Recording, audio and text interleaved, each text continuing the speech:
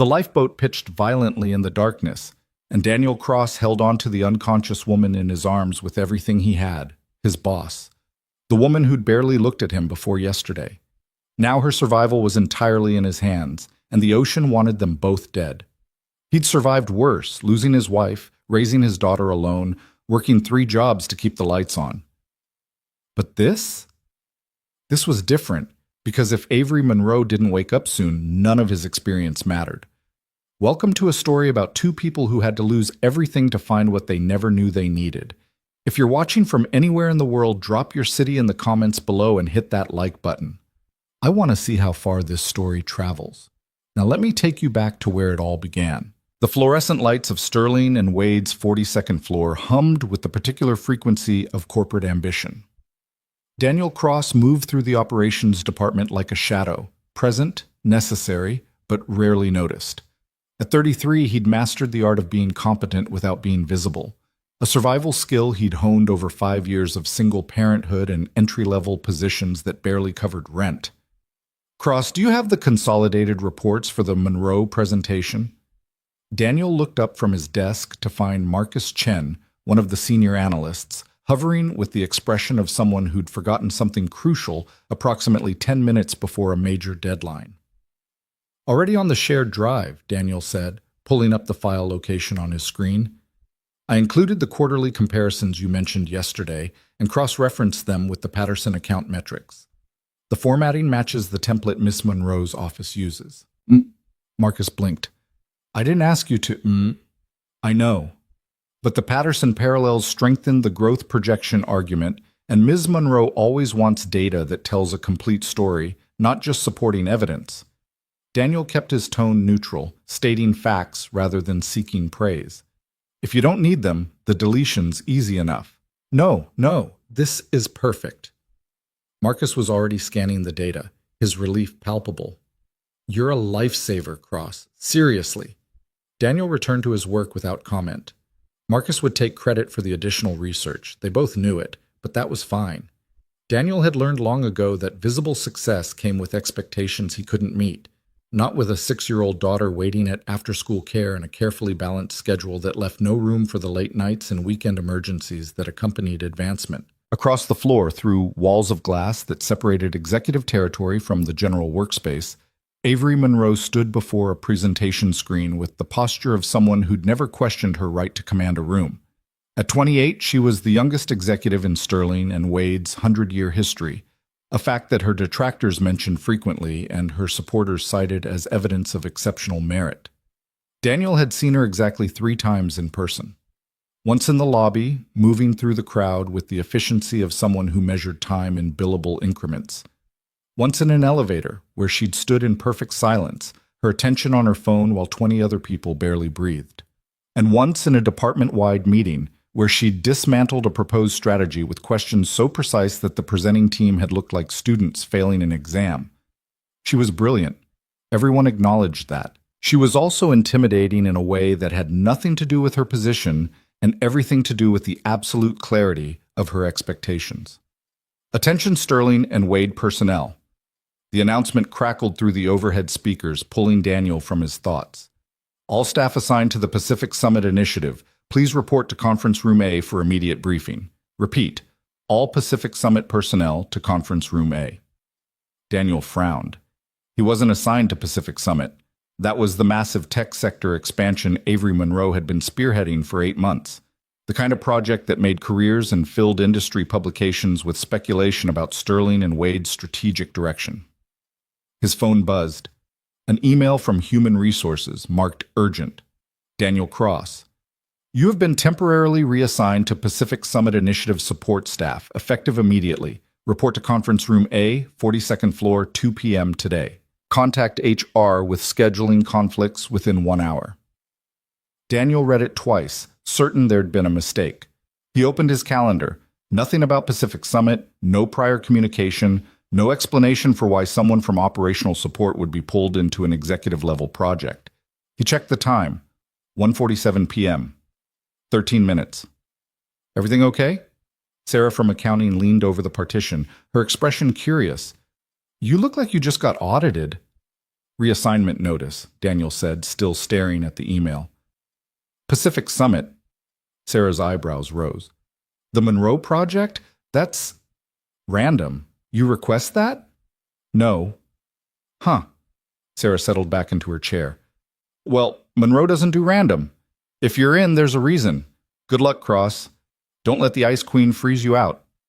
Daniel didn't respond to the nickname, one of several that circulated about Avery Monroe, most of them trading on variations of cold, calculating, and emotionless. He'd heard them all, had never participated in the break room speculation about whether she was actually human or just exceptionally good at pretending. Conference room A was already half full when Daniel arrived at 1:58. He recognized most of the faces, senior analysts, project managers, a few people from legal and compliance. No one else from operations.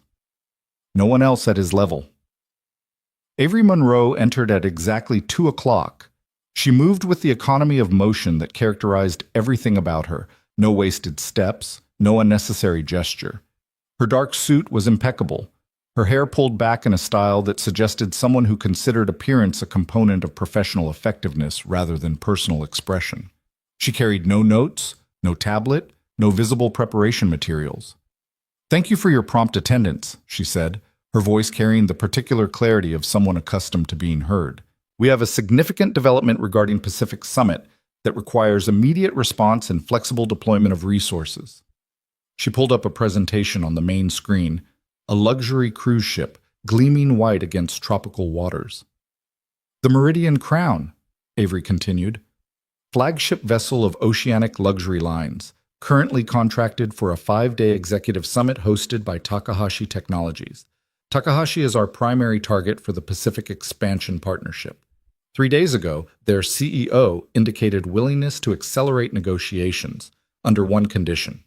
He wants preliminary discussions to occur during the summit voyage, which departs from San Diego in 48 hours. A murmur rippled through the room. Daniel did the math quickly. 48 hours meant no time for the usual preparation, no time for the careful choreography that preceded major negotiations.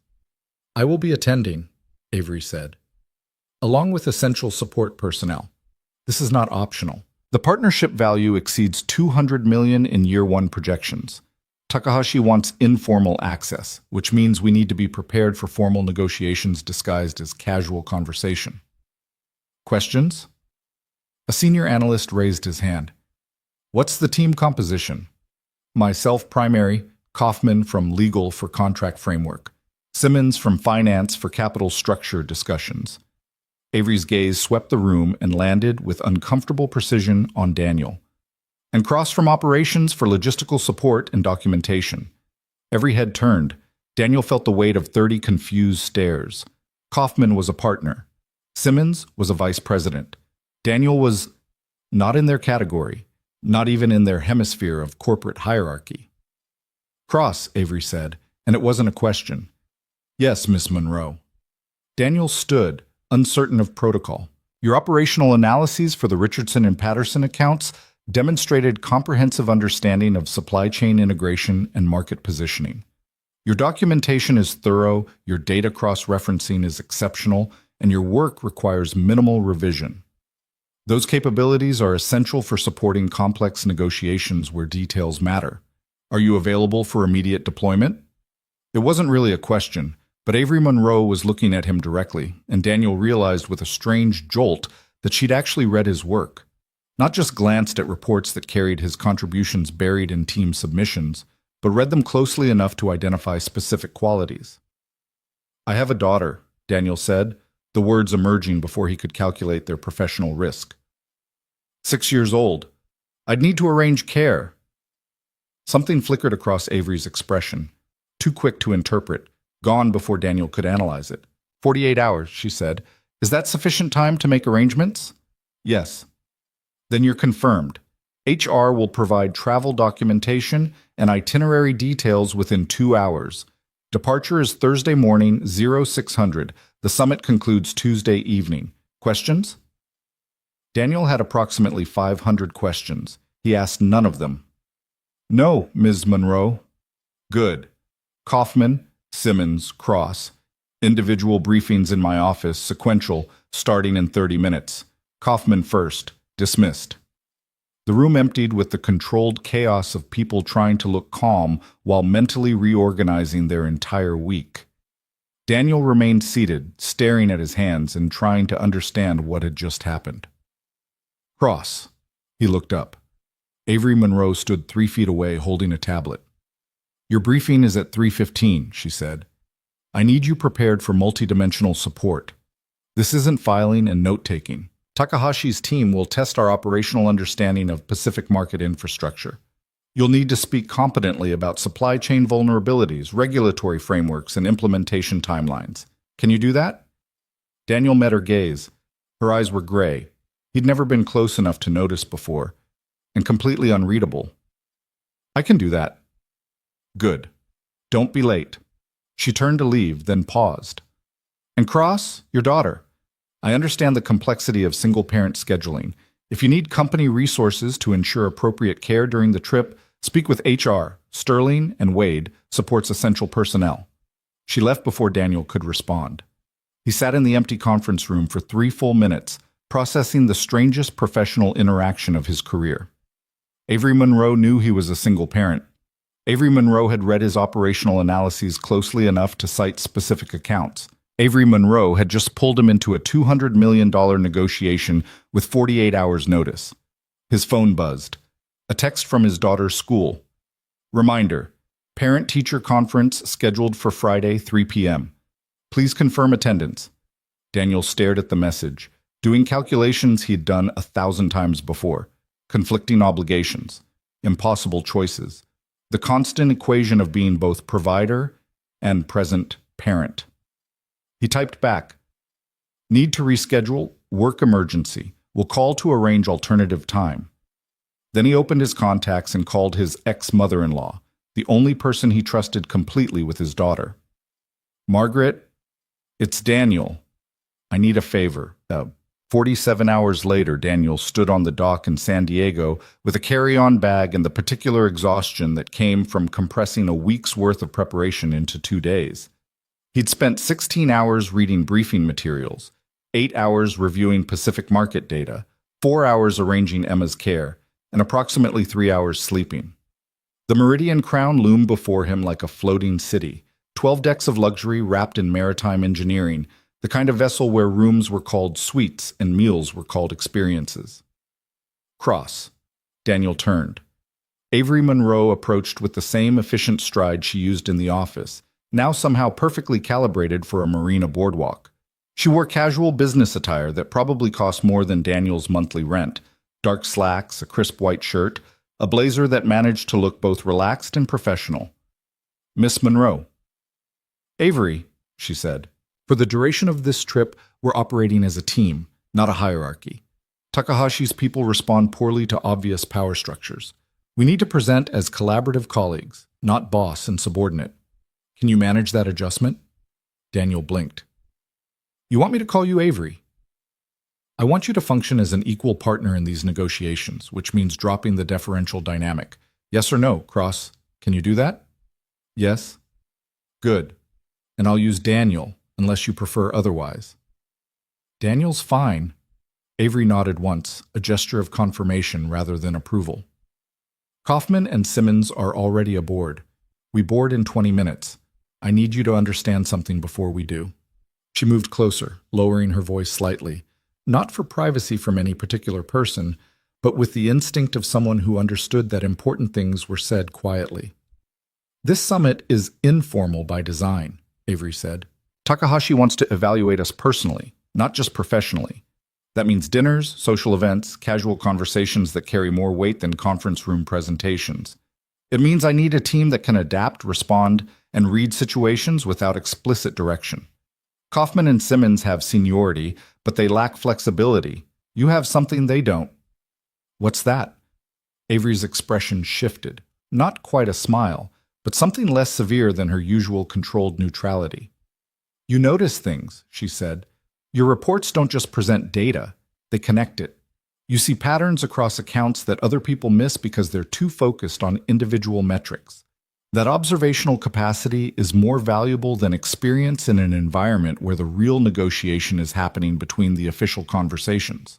Do you understand? Daniel understood that Avery Monroe had just told him he was essential to a $200 million deal, and that the pressure of that statement was approximately equal to the pressure of raising a child alone. I understand. Then let's board. The Meridian Crown's interior was exactly as excessive as its exterior suggested. Marble floors, crystal chandeliers, staff members who moved with the choreographed precision of people trained to be invisible. Daniel's cabin was larger than his apartment's living room, with a king bed, a sitting area, and a balcony overlooking the ocean. He unpacked methodically, hanging clothes and organizing materials with the same systematic approach he used for everything. Efficiency was survival. Organization was control. These were principles that had kept him functional through grief, poverty, and single parenthood. A knock interrupted his routine. Avery stood in the corridor, changed into evening attire, a dark dress that maintained professionalism while acknowledging the venue's expectations. Dinner in 30 minutes, she said. Takahashi's team plus 4 other companies competing for the same partnership opportunity. Kaufman and Simmons will focus on the other executives. I need you observing the support staff, assistants, analysts, anyone below director level. That's where the real information lives. People talk more freely when they think they're not important. You want me to gather intelligence? I want you to pay attention, Avery corrected. There's a difference between gathering intelligence and simply noticing what people reveal when they're comfortable. Be yourself, Daniel. That's more valuable than trying to be strategic. She turned to leave, then paused. And Daniel? Thank you for making this work with such short notice. I know it wasn't easy. Before he could respond, she was gone. Daniel finished dressing, a suit that was professional without being expensive, the kind of clothing that suggested competence without claiming status, and made his way to the main dining room. The space was spectacular. Floor-to-ceiling windows framed the Pacific sunset, tables were set with precision that suggested someone had used measuring tools, and the gentle motion of the ship added a surreal quality to the entire scene. Avery caught his eye from across the room and gestured subtly to an empty seat beside her. Daniel navigated the social geography carefully, noting the territorial arrangements, executives clustered with their teams, competing companies maintaining careful distance, Takahashi's people centered and observing. Daniel Cross, Avery said as he sat. Operations Specialist.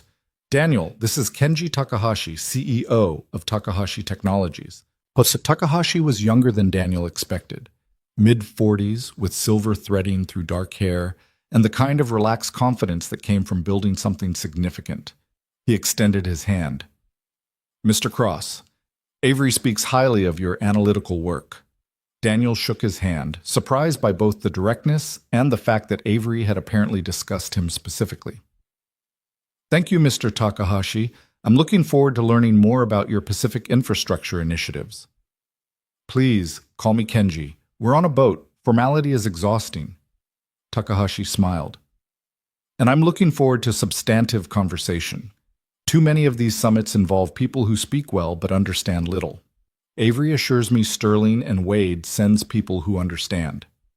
The dinner progressed through 7 courses, each more elaborate than the last. Daniel found himself seated between Avery and a young woman named Yuki, who worked as Takahashi's logistics coordinator. While Avery engaged in careful conversation with Kenji and his senior team, Daniel listened to Yuki describe the operational challenges of expanding into Southeast Asian markets. The regulatory frameworks shift every 6 months, Yuki explained, her English precise despite not being her first language. What works in Singapore fails in Vietnam. What succeeds in Thailand creates problems in Indonesia. Most Western companies assume consistency. They fail because they don't adapt. That's the core challenge of scaling across diverse regulatory environments, Daniel said. You need systems flexible enough to accommodate variation without losing operational efficiency. At Sterling and Wade, we've been developing modular frameworks specifically for that problem, baseline structures with customizable components that respond to local requirements. Yuki's eyes brightened. Modular frameworks? Tell me more. For the next 20 minutes, Daniel found himself in exactly the kind of conversation Avery had predicted. Substantive, detailed, the kind of exchange where real information lived. Yuki asked smart questions. Daniel provided thoughtful answers, and somewhere in the back of his mind, he was aware of Avery listening, her attention split between her own conversation and his. The evening concluded with drinks on the upper deck. The ship had left port during dinner, and now the California coastline was a distant glow against the darkness. Daniel stood at the railing, letting the ocean air cut through the warmth of wine and social performance. "You did well." He turned. Avery stood beside him, holding a glass of something amber. "Yuki's smart," Daniel said, "and honest about their operational concerns. That's useful information." "Everything you learned tonight is useful information," Avery said. "Takahashi's team respects competence and honesty. They don't trust Polish. That's why I needed you here, Daniel. You don't perform expertise, you simply have it." Daniel looked at her. Really looked, perhaps for the first time without the filter of professional hierarchy. In the deck lighting, with the ocean behind her and the corporate armor slightly relaxed, Avery Monroe looked less like the ice queen of office rumor and more like a woman carrying the weight of exceptional expectations. "Can I ask you something?" Daniel said. "Yes." "Why me?" "Specifically." "They're a senior analyst with more experience, people who've worked Pacific markets for years. Why pull someone from operations with 48 hours notice?" Avery was quiet for a moment, considering the question with the same seriousness she applied to everything. "Because everyone else I could have brought would have tried to impress Takahashi," she finally said. "You're just trying to understand the work. That difference matters more than you realize." She finished her drink and set the glass on a nearby table. "Get some rest, Daniel. Tomorrow we have 3 separate meetings, and Takahashi wants to discuss supply chain integration over breakfast. I'll need you sharp." "I'm always sharp." Something that might have been amusement crossed Avery's face. "Yes," she said, "I've noticed." She left him alone with the ocean and the strange, disorienting awareness that the next 5 days were going to be far more complicated than he'd anticipated. The storm warnings began on day 3.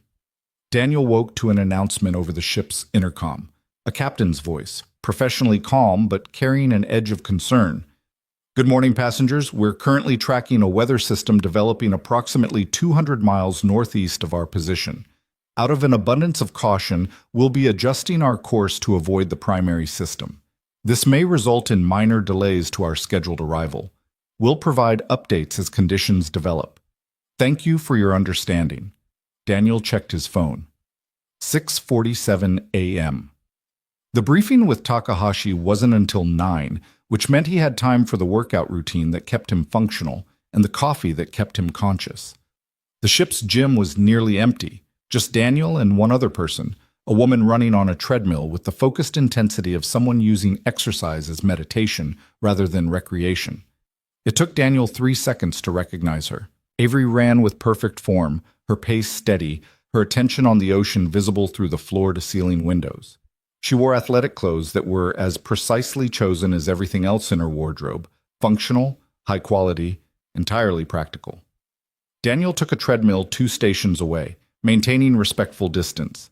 They ran in parallel silence for 20 minutes, the only sound the rhythm of footfalls and breathing and the ambient hum of the ship's systems.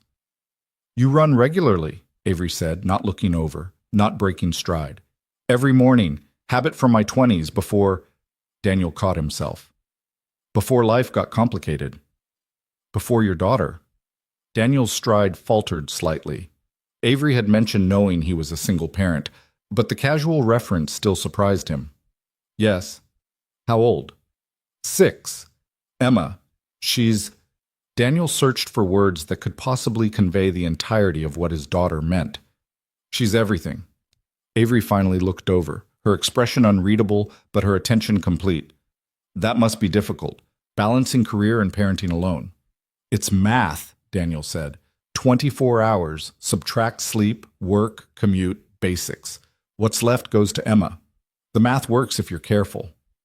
"And trips like this? What happens to the math?" "My ex-mother-in-law, Margaret. She's—" Daniel paused, aware he was revealing more than he usually did to colleagues, let alone his boss. "She's the reason the math works at all." Avery nodded slowly, processing the information with the same analytical focus she applied to market data. My parents were both executives, she said. They had 3 children and full-time careers. The math, as you call it, was managed by nannies and boarding schools. We had everything except their time.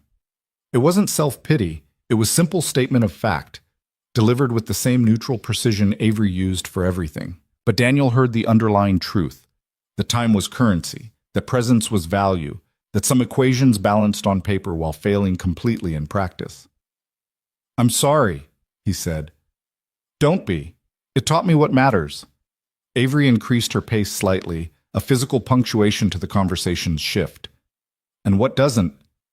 They finished their runs in silence. As they cooled down, stretching in the gym's recovery area, the ship's motion changed, subtle but noticeable.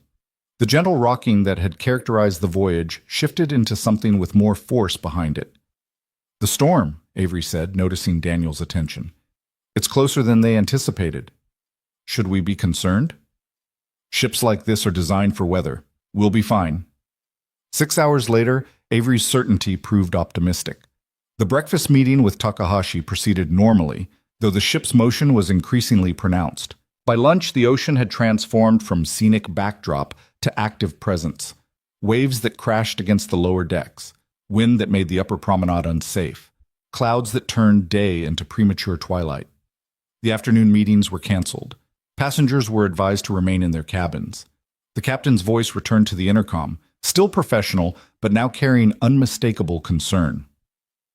We're currently navigating the outer bands of a tropical system that intensified more rapidly than forecasted. All passengers should remain indoors. Crew will be distributing anti-nausea medication for those who need it. This is a precautionary measure. The Meridian Crown is fully capable of handling these conditions. Daniel stood at his cabin window, watching the ocean transform into something primal and violent. He'd grown up in Colorado, landlocked and mountain-bound. The ocean's power was abstractly understood, but never personally experienced. Until now. His phone rang. Avery. Daniel, are you in your cabin? Yes. Stay there. The crew's implementing additional safety protocols. We'll resume meetings once conditions improve. Avery, how bad is this actually? A pause. When Avery spoke again, her voice carried something Daniel had never heard from her before. Uncertainty. I don't know. The line went dead. For the next 3 hours, Daniel experienced a masterclass in maritime chaos. The ship pitched and rolled, objects shifted despite being secured, and the structural groaning of a massive vessel fighting massive forces created a soundtrack of creaking metal and stressed engineering. Daniel tried to work, reviewing notes and preparing analyses, but concentration proved impossible when the floor kept tilting and the window showed nothing but violence. At 9:47 p.m., the lights went out. Emergency lighting kicked in immediately, dim, red-tinted illumination that turned the cabin into something from a nightmare. The intercom crackled. All passengers, this is Captain Morrison. We've experienced a power failure affecting primary systems. Backup generators are online. I need everyone to remain calm and stay in your cabins. Crew members will be conducting safety checks. Do not leave your rooms unless directed by crew. Repeat, remain in your cabins. Daniel's phone buzzed. A text from Avery. You okay? He typed back, fine. You? Fine. Stay put. At 11:23 p.m., someone pounded on his door. Daniel opened it to find a crew member, young and clearly trying to maintain composure while being absolutely terrified. Sir, we're evacuating this section. There's structural damage on the deck below, and the captain wants passengers moved to more secure areas. Grab essential items only. We need to move quickly. Where are we going? Central Assembly Area D deck. Please, sir, quickly. Daniel grabbed his bag, his phone, his wallet. The corridor outside was chaos. Passengers emerging from cabins, crew members directing traffic, the ship rolling with enough force that walking required holding the walls. He saw Avery 3 cabins down, already moving toward the stairwell with the same efficient purpose she brought to everything. Their eyes met across the chaos. The ship lurched violently. Daniel slammed into the wall, felt the entire vessel cant at an angle that physics shouldn't allow. Somewhere below, something massive broke, the sound of tearing metal audible even over the storm. Everyone to the lifeboats! The captain's voice, no longer calm, no longer professional, just urgent. This is not a drill. Proceed to lifeboat stations immediately. What happened next occurred in fragments, disconnected moments of controlled panic and survival instinct. The stairwell. Passengers crowding, pushing, some crying, crew members trying to maintain order while clearly fighting their own fear. The lifeboat deck. Wind and rain so intense that seeing was nearly impossible. Massive orange boats being lowered on cables, people climbing in, crew doing head counts. Avery beside him, her hand gripping his arm, both of them soaked and shaking. "Stay with me," she said, or maybe shouted. The wind made hearing impossible. They reached a lifeboat. Crew members were loading passengers, counting seats, working with the desperate efficiency of people who knew time was running out.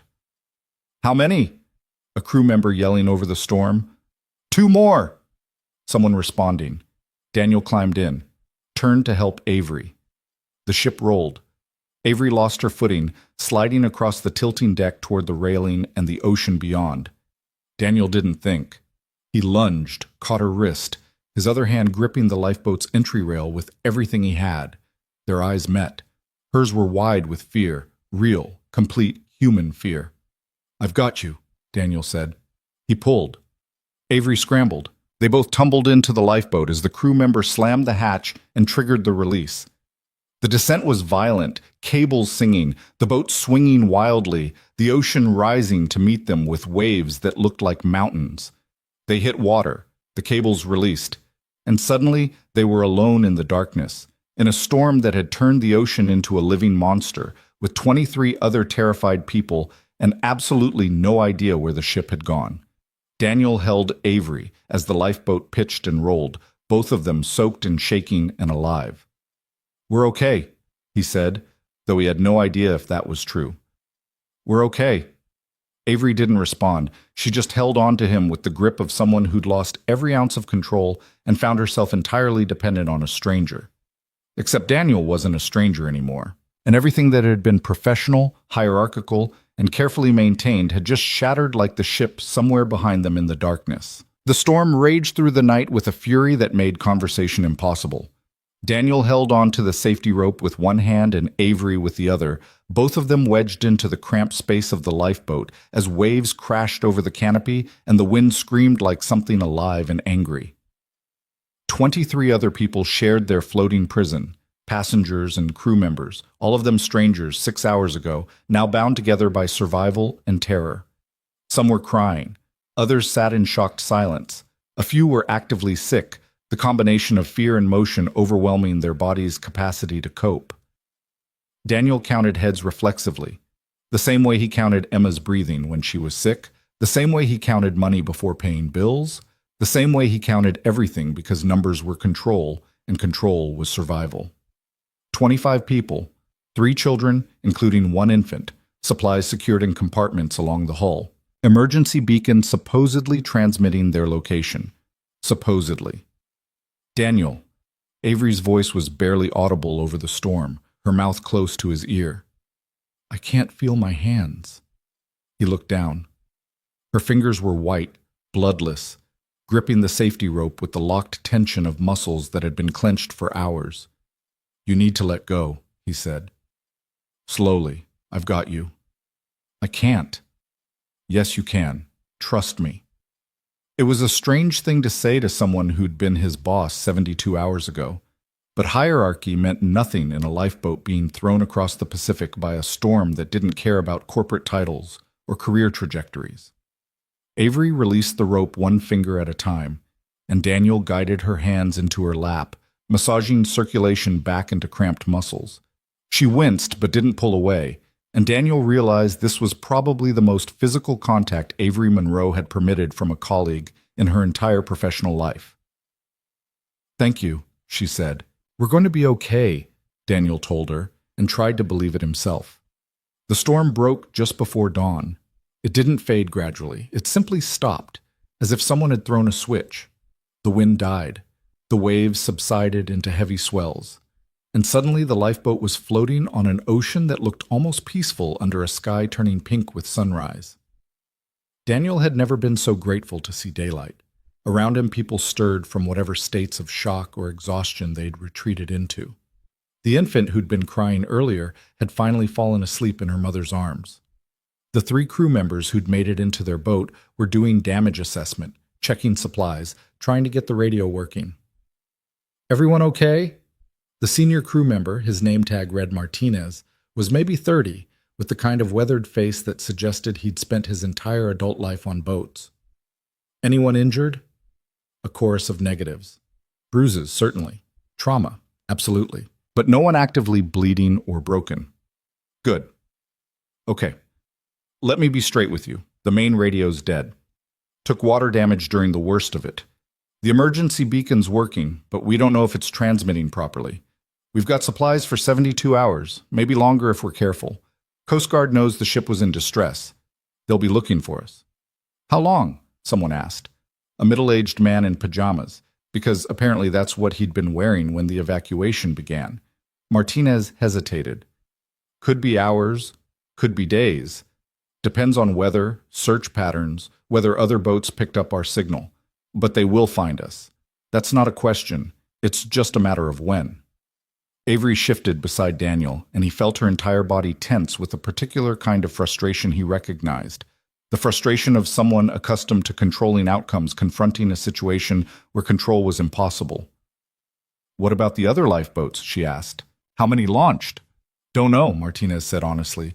"We were on the port side, mid-ship. In conditions like that, coordination breaks down. Could be 6 boats. Could be 12. We won't know until rescue arrives." He started organizing people, assigning tasks, rationing food, collecting rainwater if clouds returned, maintaining watch schedules. The work was busy work, mostly, Daniel suspected, designed to give people purpose and prevent panic. Daniel volunteered for the first watch shift. Avery joined him without asking permission.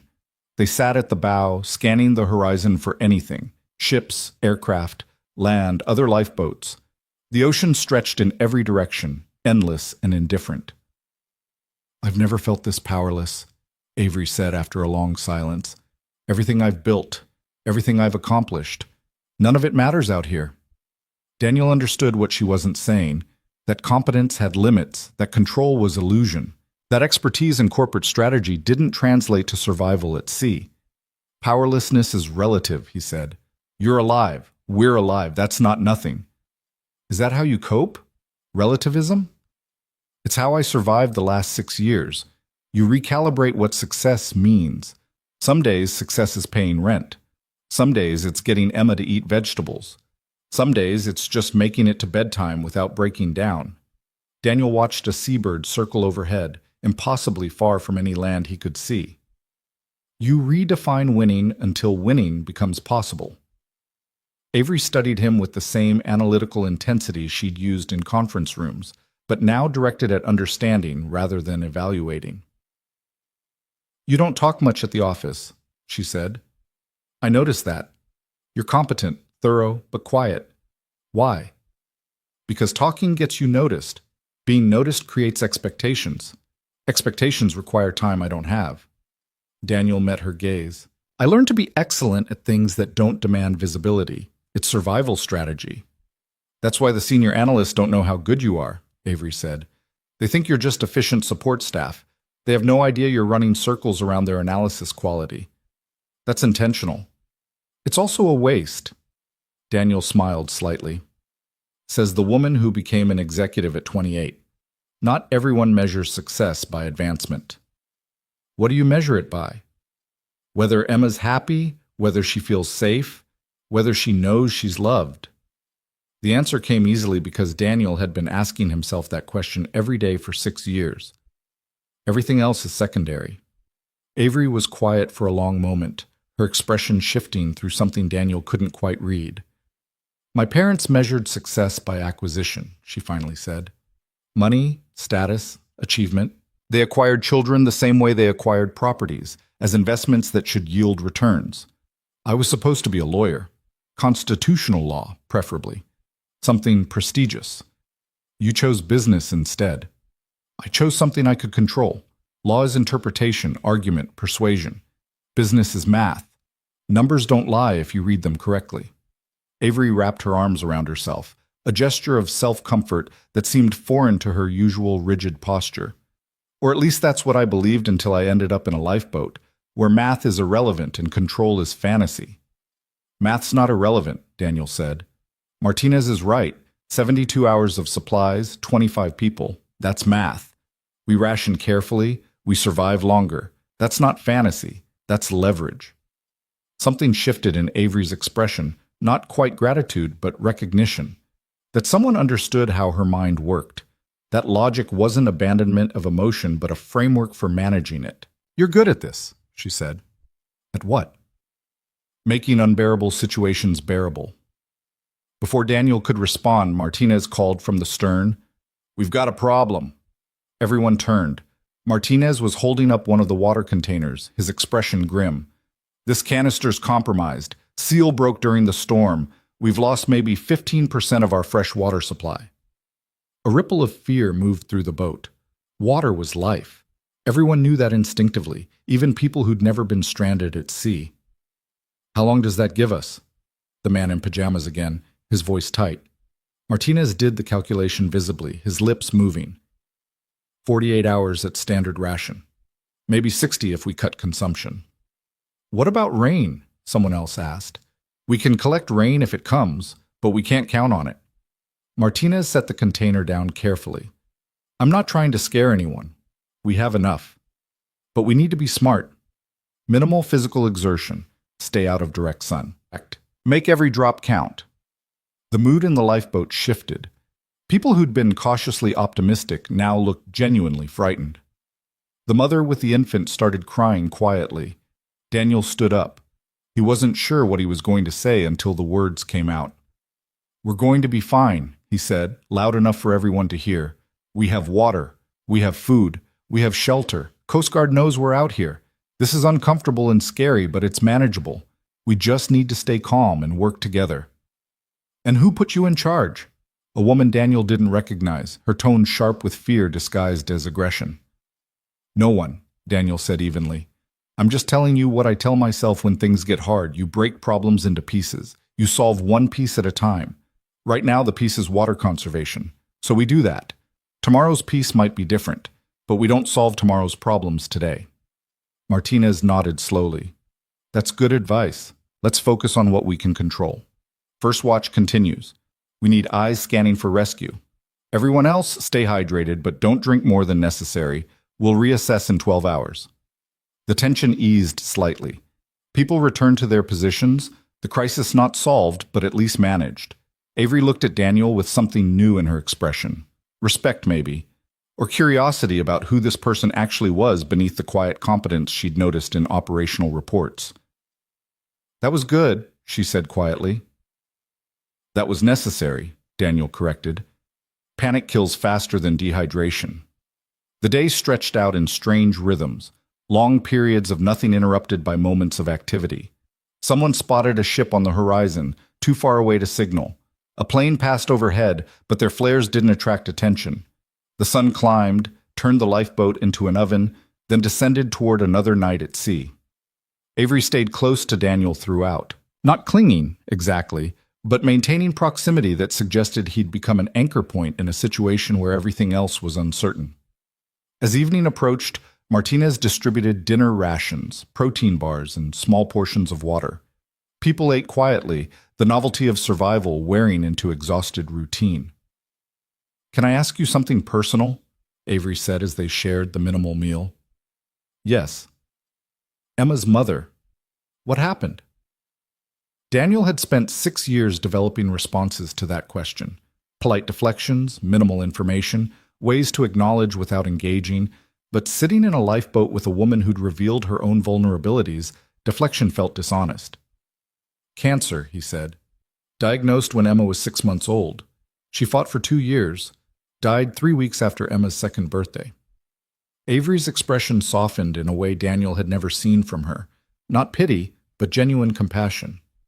"I'm sorry." "Thank you." Daniel took a small sip of water, making it last. Rachel was everything good about the world.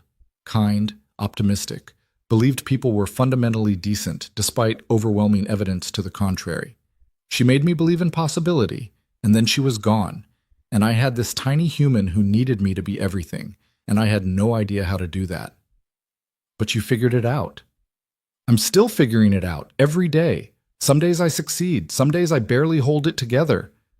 Daniel looked at the darkening sky, thinking about Emma with Margaret, hoping she wasn't too worried. But she's happy. That's the measurement that matters. Avery was quiet for a long moment, processing what he'd shared with the same careful attention she applied to complex data. I've never wanted children, she said. It seemed incompatible with the life I chose. Career, autonomy, control. Children require surrender of all those things. They do, Daniel agreed. But they give you something in return. Purpose that isn't about acquisition or achievement. It's just, he searched for words. Love without conditions. Presence without agenda. It's terrifying and beautiful. You're different than I expected, Avery said. How so? At the office, you're invisible by design, competent but unremarkable. But you're actually... She paused, clearly uncomfortable with whatever she was about to articulate. You're one of the most capable people I've ever met, not just professionally, humanly. You manage complexity without losing yourself in it. Daniel didn't know how to respond to that. Compliments from Avery Monroe weren't exactly common occurrences. Thank you, he finally said. I'm not being kind, I'm being accurate. Avery shifted position, their shoulders touching in the cramped space. And I'm realizing I misjudged you. I thought you were talented but limited by circumstance. Now I think you're talented and wiser than most people will ever be because of circumstance.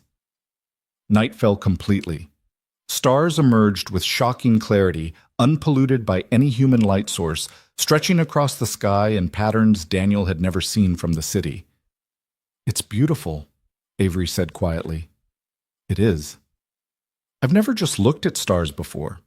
I've always been too busy, too focused on next steps and strategic planning. She tilted her head back, taking in the vast display. This is the first time in maybe 10 years that I have literally nothing I should be doing instead of exactly what I'm doing right now. How does it feel? Terrifying, Avery admitted, and oddly peaceful. They sat together under the stars, not talking, just existing in a moment that was both beautiful and surreal. Around them, other people settled into sleep or quiet conversation. The infant fussed briefly, then quieted. The ocean rocked them with the rhythm of something ancient and indifferent. Daniel? Avery's voice was soft, uncertain in a way he'd never heard from her. Yeah? Thank you for pulling me back. On the ship, I would have gone over if you hadn't caught me. I know. I've spent my whole life not needing anyone. Being self-sufficient was survival. Dependence was weakness. She turned to look at him directly, her face barely visible in the starlight. But if I was going to need someone, I'm glad it was you. Daniel felt something shift between them. Not quite attraction, not yet, but recognition.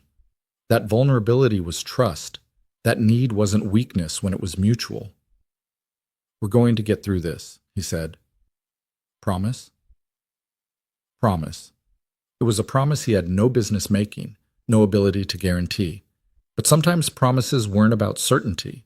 They were about intention, about choosing hope over resignation. Avery leaned against his shoulder and Daniel let her, both of them finding comfort in simple human contact. The second night passed more quietly than the first. No storm, just gentle waves and the creaking of the lifeboat and the sound of 25 people breathing in various rhythms of sleep and wakefulness. Daniel dozed in fragments, his internal alarm system never fully disengaging. Years of single parenthood had trained him to sleep lightly, always ready for Emma's nightmares or illness or just need for reassurance. That same vigilance kept him semi-aware of the lifeboat's motion, of Avery's breathing beside him, of Martinez doing rounds to check on everyone. Dawn came gradually, the sky lightening from black to deep blue to pink to gold. Daniel watched the sunrise with the particular appreciation of someone who'd survived to see it. Beside him, Avery stirred, blinking awake with the disorientation of someone who'd forgotten where she was. Morning, Daniel said quietly. Morning. She sat up slowly, wincing at stiffness. How long did I sleep? 5 hours, maybe 6. You? Enough. Avery studied him with the analytical attention that was her default mode. You barely slept at all, did you? I'm used to it. Emma's not a great sleeper. I've functioned on fragments for years. Martinez appeared with the morning rations. Another protein bar, another small portion of water. The supplies were holding, but everyone could feel the math tightening. 48 hours had become 36. 36 was rapidly approaching 24. Any signs of rescue? The pajama man asked, his optimism from yesterday fading into anxious realism. Not yet, Martinez said, but it's early. Aircraft do search patterns, usually starting at dawn. We keep watching, keep hoping. And if they don't find us today? Martinez didn't sugarcoat it. Then we ration tighter and hope for tomorrow. The day crawled forward. People started showing signs of real stress, dehydration, headaches, irritability, the psychological weight of uncertainty. The mother with the infant was struggling, trying to keep the baby calm while managing her own fear. One of the older passengers was developing a cough that concerned Daniel. He found himself naturally moving into a caretaker role, checking on people, offering quiet reassurance, helping Martinez distribute rations and organize tasks. It was the same skill set he used with Emma, just scaled up. People needed to feel seen, heard, cared for, especially when they were scared. You're good with people, Avery observed during the afternoon watch. I never saw that at the office. At the office, I avoid people intentionally. Here, avoidance isn't an option. No, it's more than that. You read emotional states the way I read financial projections. You know what people need before they articulate it. Daniel shrugged. Parenthood crash course. You learn to interpret needs from insufficient data. Emma couldn't tell me what was wrong when she was 2. I had to figure it out from crying patterns and behavior changes. Same principle applies to adults, just with more vocabulary. I wouldn't know where to start, Avery said. Yes, you would. You read situations constantly. You just apply it to business instead of emotions. It's the same skill, different application. Avery considered this, her expression thoughtful. Maybe. Around mid-afternoon, the weather shifted. Not dramatically, but noticeably. Clouds building on the horizon, wind picking up, the air pressure changing in ways that made Daniel's ears pop. Martinez noticed too. We might get rain, he said. That would solve our water problem. What about another storm? Someone asked nervously. Clouds don't mean storm. Could just be weather. We'll monitor it. But Daniel saw the concern in Martinez's eyes. Another storm would be catastrophic. They'd survived one through luck as much as engineering. A second might exceed both. The clouds continued building through the afternoon, massive towers of white and gray climbing into the sky. The wind shifted, bringing the smell of rain. Everyone, prepare collection containers, Martinez ordered. If this hits, we're going to gather every drop we can. People mobilized with renewed purpose. The prospect of water, of solving their most pressing problem, energized everyone despite growing exhaustion. The rain started just before sunset, not violently, just steady, purposeful precipitation that drummed on the lifeboat's canopy and ran off in streams they captured with containers, tarps, anything that could channel water into storage. Daniel and Avery worked together, positioning a tarp to maximize collection, both of them soaked within minutes and neither caring. Water was life. Discomfort was irrelevant. This is good, right? Avery asked, having to raise her voice over the rain. This solves the problem? If we can collect enough before it stops. And if it doesn't escalate into something worse. As if summoned by his words, lightning cracked across the sky, brilliant and terrifying. Thunder followed, a deep rumble that Daniel felt in his chest. Everyone inside the canopy, Martinez shouted. Secure all loose items, now! They scrambled to comply, abandoning the water collection in favor of safety. Daniel pulled Avery under the canopy just as the wind picked up, transforming steady rain into horizontal sheets of water. Not again, someone whimpered. Please, not again. But the storm, if it could be called that, passed as quickly as it arrived. 15 minutes of intensity, then gradual decrease, then just rain again, steady and manageable. They'd collected nearly 10 gallons. Martinez checked the containers with visible relief. This gives us another 72 hours, maybe more. The collective exhale was almost audible. Not rescued, not safe, but not dying of thirst either. Small victories in a situation where small was all you could hope for. That night, with water supplies replenished and rain still falling gently, the mood in the lifeboat shifted. People talked more, shared stories, began treating their temporary community as something real rather than just a crisis survival unit. Daniel learned that the pajama man was an accountant from Portland. The woman who'd challenged him earlier was a nurse from Sacramento. The older man with the cough was a retired teacher who'd been celebrating his 40th anniversary on the cruise. Stories emerged in fragments, lives, histories, the accumulated weight of human experience compressed into a 20-foot boat floating on an indifferent ocean. "What about you?" the nurse asked Avery directly. "You're the executive, right? From the summit?" Avery stiffened slightly and Daniel felt her discomfort. In the lifeboat, her title was liability rather than asset. Achievement meant nothing when everyone was equally powerless. "I work in corporate strategy," she said carefully. "Mergers, partnerships, market expansion." "Sounds important," the accountant said. "It seemed important 4 days ago." Avery's voice carried something Daniel hadn't heard before: doubt. "Now, I'm not sure what importance means." "It means different things in different contexts," the retired teacher said. His voice was rough from the cough, but kind. "Your work probably affects thousands of people, creates jobs, builds systems. That's one kind of importance. But right now, the important thing is we're alive and together. Both can be true." Avery nodded slowly, processing the wisdom of someone who'd spent 40 years teaching teenagers the difference between significance and value. Later, after most people had settled into sleep, Daniel and Avery sat together at the bow again, their regular spot now, watching the rain continue under a sky they couldn't see. "I don't know how to do this," Avery said quietly. "Do what?" "Be powerless. Be uncertain. Be—" She struggled with the word. "Vulnerable." "You're doing it right now," Daniel said.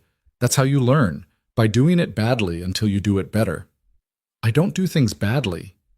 "Everyone does things badly sometimes. You've just structured your life to avoid situations where that's possible." Avery was quiet for a long moment.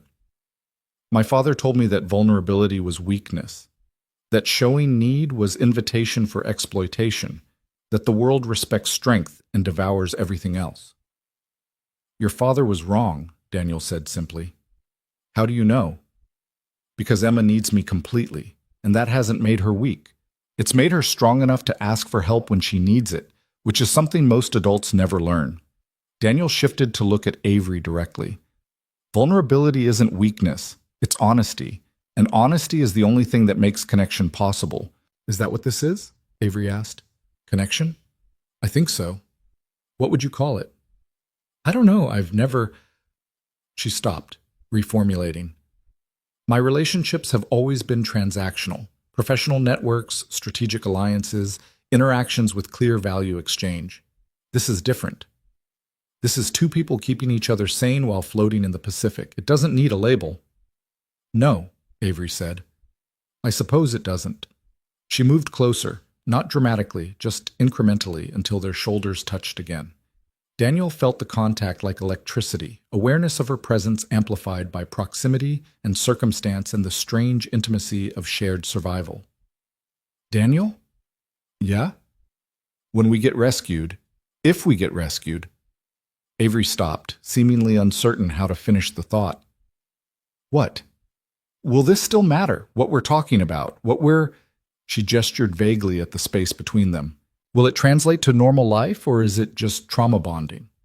Daniel had been wondering the same thing, whether the connection forming between them was real or just circumstantial, whether it would survive the return to corporate hierarchies and separate lives.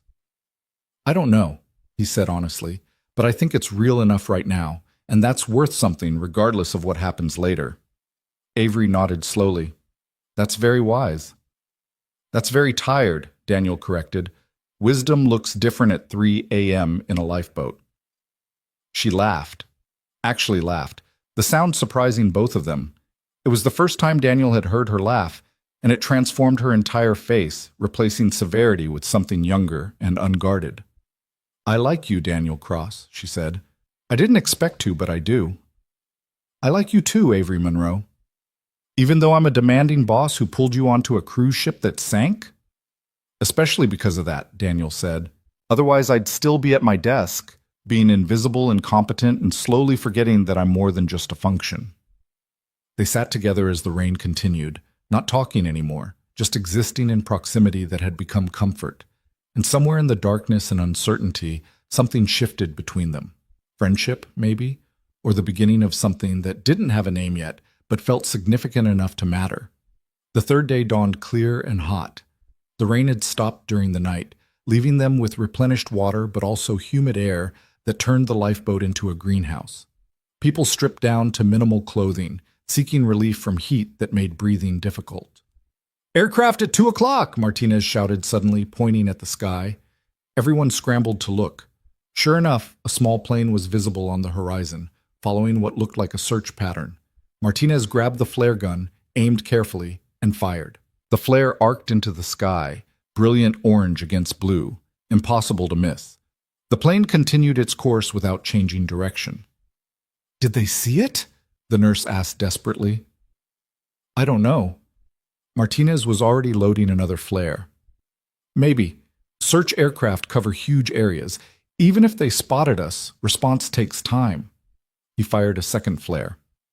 The plane grew smaller, continuing its original trajectory, then disappeared beyond the horizon. The disappointment was crushing. People who'd been energized by the possibility of rescue deflated back into resignation. "They didn't see us," the accountant said flatly. "We don't know that," Martinez countered. "They might have logged our position. Rescue could be hours away." But hours became a full day, and no rescue came. That night, the mood was darker than before. Hope deferred was worse than no hope at all. People retreated into themselves, conserving energy and emotion. Daniel found Avery sitting alone at the stern, staring at nothing. "Hey," he said quietly. "Hey, you okay?" "Define okay." Avery's voice was flat, exhausted. "I thought I could handle this. Uncertainty, powerlessness, all of it. But I'm starting to break, Daniel. I can feel it." He sat beside her, their bodies touching from shoulder to hip in the cramped space. "Breaking isn't failure," he said. "It's just reaching your limit. Everyone has one." "What's yours?" "I'll tell you when I find it." Avery leaned her head on his shoulder, the gesture so uncharacteristic that it conveyed exactly how close to her limit she actually was. "I'm scared," she whispered. "Me too. What if they don't find us?" "They will." "How do you know?" "I don't," Daniel admitted. "But belief doesn't require certainty. It just requires choice. I choose to believe we'll be rescued because the alternative is giving up, and I can't do that. I have a daughter who needs me. I have to get back to her. And if you don't? Then Margaret will raise her, and Emma will be loved and safe, and I'll have done everything I could to survive. That's all anyone can do." Avery was quiet for a long time, processing his words with the careful attention she gave everything important. "I want to survive," she finally said, "not for career or achievement or any of the things that mattered before. I want to survive because I want to know what comes next. With you. With this. Whatever this is." Daniel felt his heart rate increase, awareness shifting into something more complex than friendship or survival partnership. "Avery, I know it's complicated," she interrupted. "I know we have professional boundaries and personal circumstances and 1,000 reasons why this is impractical. But I also know that I've never felt this honest with anyone, and I don't want to lose that when we get back to normal life." Daniel turned to face her properly, their faces inches apart in the darkness. "I don't want to lose it either." "So what do we do?" "We survive," Daniel said. "We get rescued, and then we figure out what honesty looks like when we're not stranded at sea." "That simple?" "That complicated," he corrected, "but worth it." Avery smiled, a real smile, tired and uncertain, but genuine. "Okay," she said. "Let's do that." They sat together under the stars, holding on to each other and the fragile hope that tomorrow might bring rescue, resolution, or at least another day to survive together. And in the vast indifference of the Pacific Ocean, Two people found something neither had been looking for but both desperately needed. Connection that transcended circumstance and reminded them that survival wasn't just about staying alive, but about finding reasons to want to. The fourth day broke with a sunrise that painted the ocean in shades of gold and amber, beautiful and indifferent to the 25 people who'd spent another night hoping for rescue that hadn't come. Daniel woke with Avery still leaning against him, both of them having fallen asleep in the awkward intimacy of the lifeboat's cramped quarters. She stirred as light touched her face, blinking awake with the momentary confusion that preceded full consciousness. "Morning," Daniel said quietly, not wanting to disturb the others still sleeping. "Morning." Avery sat up slowly, wincing at muscles stiff from days of immobility broken only by brief movements.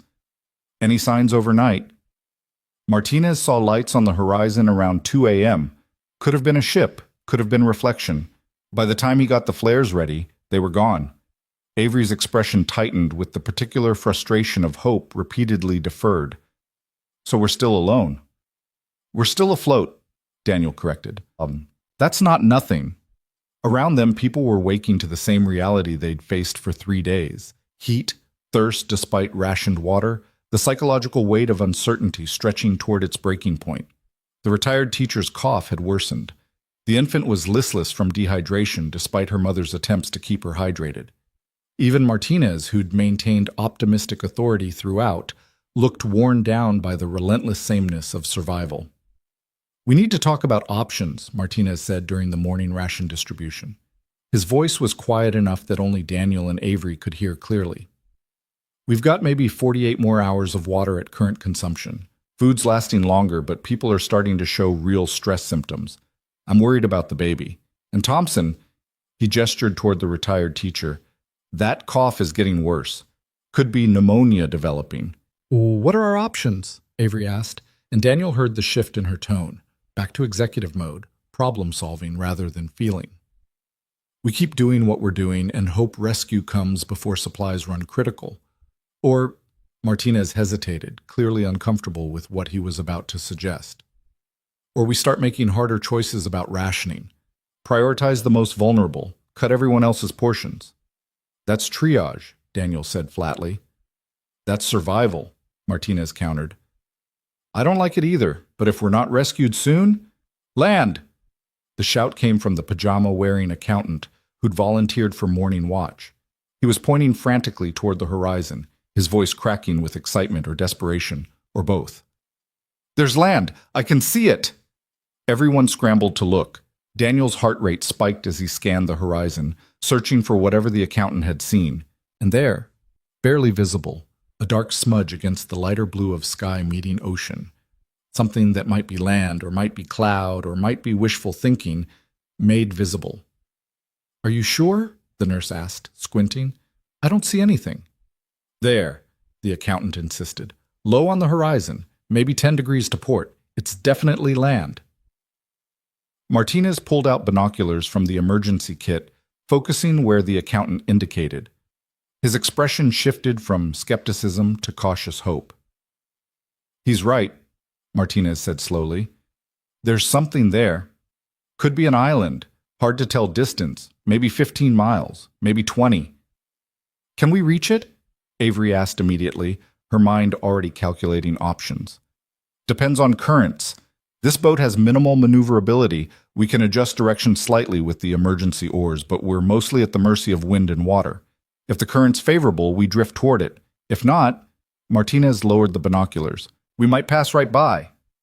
"Then we make it favorable," Avery said with the absolute certainty of someone accustomed to imposing will on circumstances. "We row." "Avery, these boats aren't designed for long-distance rowing. We've got emergency oars, but they're meant for minor adjustments, not propulsion." "Then we make minor adjustments continuously until they add up to major movement." Avery turned to address everyone. "We have a chance. Land is visible. We can either hope the ocean takes us there, or we can actively work toward reaching it. I vote for active effort." Daniel saw the strategy immediately. People needed purpose, needed to feel agency in a situation where they'd had none. Whether rowing would actually make a significant difference was almost irrelevant. The psychological benefit of trying mattered more than the physical result. "I'm in," he said, supporting Avery's instinct. Let's organize shifts, 20 minutes rowing, 20 minutes rest. Rotate through everyone capable. We conserve energy but maintain constant effort. The transformation was immediate. People who'd been passively enduring suddenly had something to do, a goal that made suffering purposeful rather than pointless. Even the retired teacher, despite his cough, insisted on taking a shift. They rowed. It was brutal work. The emergency oars were short and awkward, designed for steering rather than power. The lifeboat resisted movement, its design prioritizing stability over speed. The sun climbed higher, turning the boat into an oven where every exertion cost precious water through sweat. But they rowed. Daniel took the first shift with Martinez and two others, pulling water with strokes that probably moved them forward a few feet per minute at best. His shoulders burned, his hands blistered. Beside him, Martinez grunted with effort, and Daniel matched his rhythm, finding a cadence that was sustainable if not efficient. Avery took the second shift, and Daniel watched her row with the same absolute focus she applied to everything. Perfect form despite never having done this before, adjusting her technique based on observation, refusing to show weakness even when exhaustion was obvious. You don't have to prove anything, Daniel told her during her rest period, when she sat beside him breathing hard and dripping sweat. I'm not proving anything. I'm contributing. She took a small sip of water, rationed carefully. And I'm not letting anyone think I expect special treatment because I used to be in charge. Used to be? Avery smiled slightly, her face flushed from exertion. Out here, nobody's in charge. We're just people trying to survive. That's oddly liberating. By afternoon, the island had grown from a smudge to a definite shape, green and brown, rising from the ocean with what looked like dense vegetation. Distance was still impossible to judge, but it was clearly closer than before. Whether that was because of their rowing or favorable currents, no one knew. It didn't matter. Progress was progress. We're going to make it, the nurse said, her voice carrying the first genuine optimism Daniel had heard from her. We're actually going to make it. Don't celebrate yet, Martinez cautioned, though his own expression showed hope. We need to reach it before dark. Approaching an unknown island in darkness is dangerous. Could be reefs, rocks, all kinds of hazards. They rowed harder. Daniel's shift came again as the sun approached the horizon. His hands were raw, his shoulders screaming, his body running on fumes and determination. Beside him, Avery took her third shift despite obvious exhaustion. You should rest, Daniel said between strokes. So should you. I asked first. That's not how this works. Avery's voice was strained but firm. We do this together or not at all. The island grew larger as they approached. Definitely an island now, maybe a mile across, with a beach visible along one side and what looked like rocky outcroppings on the other. Palm trees swayed in the breeze. Somewhere behind the beach, hills rose into what might be jungle or dense forest. It's beautiful, someone whispered. It was. It was also potentially their salvation or their new prison, depending on whether rescue could find them on land any better than they'd found them at sea. Martinez steered them toward the beach, using the oars to navigate around visible rocks and what looked like coral formations. The sun was touching the horizon now, golden light turning the island into something from a postcard. Tropical paradise with the darker reality of their situation temporarily obscured by beauty. The lifeboat's hull scraped sand with a sound that felt like arrival and relief. They'd made it. Against odds and exhaustion and 4 days of uncertainty, they'd reached land. People practically fell out of the boat, stumbling onto the beach with the unsteady legs of those who'd been at sea too long. Some collapsed immediately. Others waded into the shallow water, laughing or crying or both. Daniel helped Avery out of the boat, both of them moving with the careful deliberation of people at the absolute edge of their physical capacity. They made it 3 steps up the beach before Avery's legs gave out. Daniel caught her, lowering them both to the sand, and they sat together watching the sun set over the ocean that had nearly killed them, but instead had delivered them here. We made it, Avery said, her voice barely audible. We made it, Daniel confirmed. Around them, Martinez was already organizing, securing the lifeboat, taking inventory of supplies, establishing basic camp parameters. But for this moment, Daniel let himself simply exist in the relief of solid ground and survival against odds he hadn't wanted to calculate. Daniel? Avery's voice was quiet, uncertain. Yeah? Thank you for keeping me alive. We kept each other alive. No. She turned to look at him directly, her gray eyes reflecting the sunset. You did more than survive. You gave everyone purpose when we had none. You made impossible things bearable.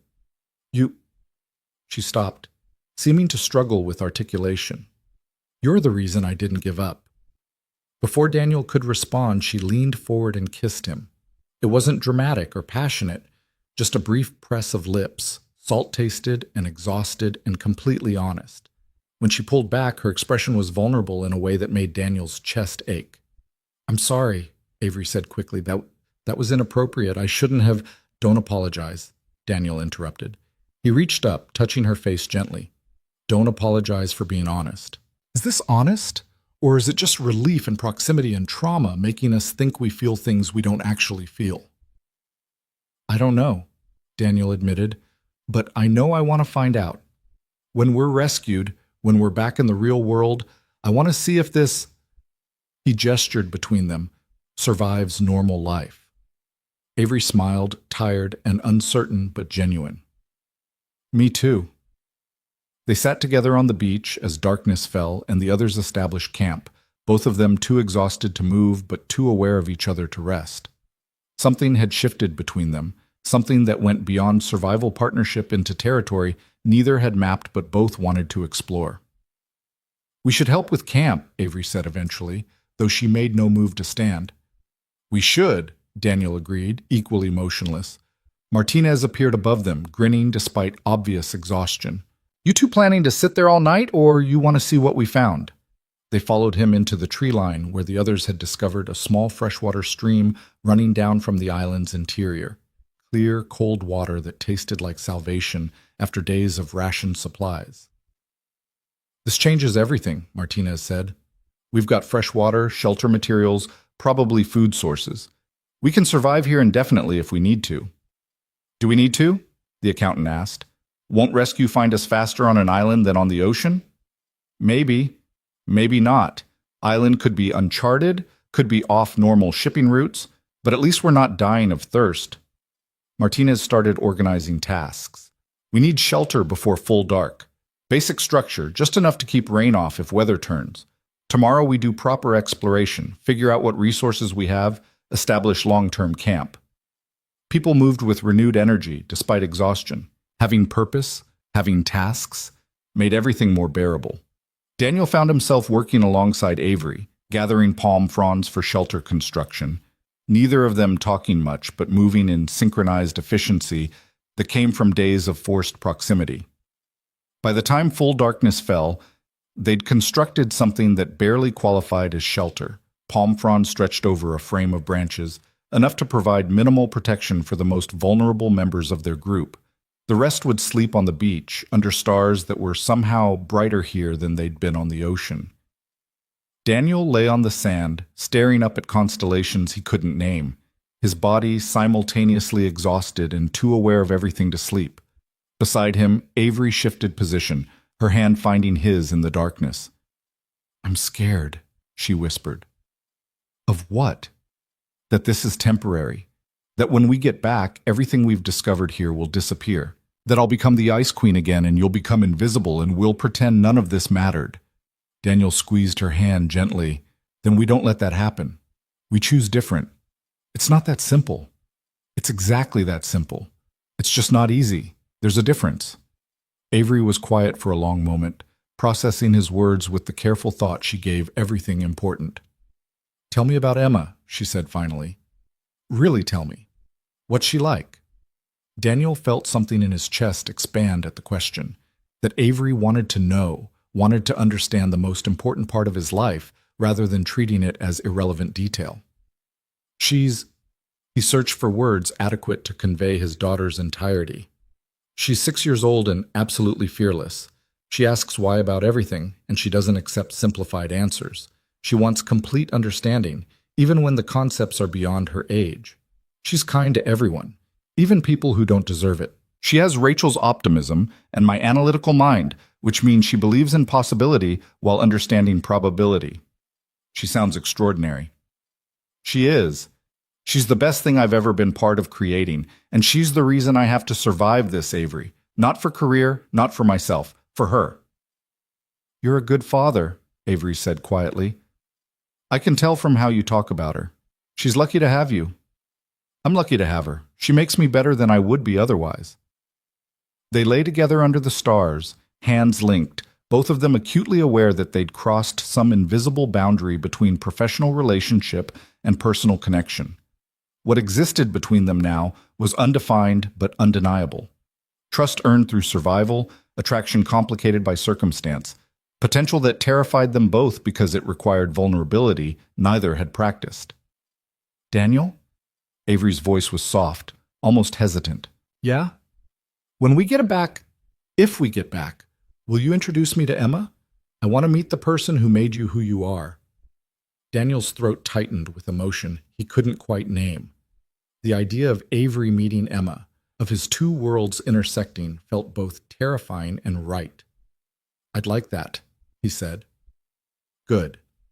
Avery shifted closer, her head finding his shoulder in the position that had become familiar over days at sea. Then that's what we're surviving for, not just rescue, but what comes after. They fell asleep like that, two people who'd found each other in the worst possible circumstances and discovered something worth fighting to preserve.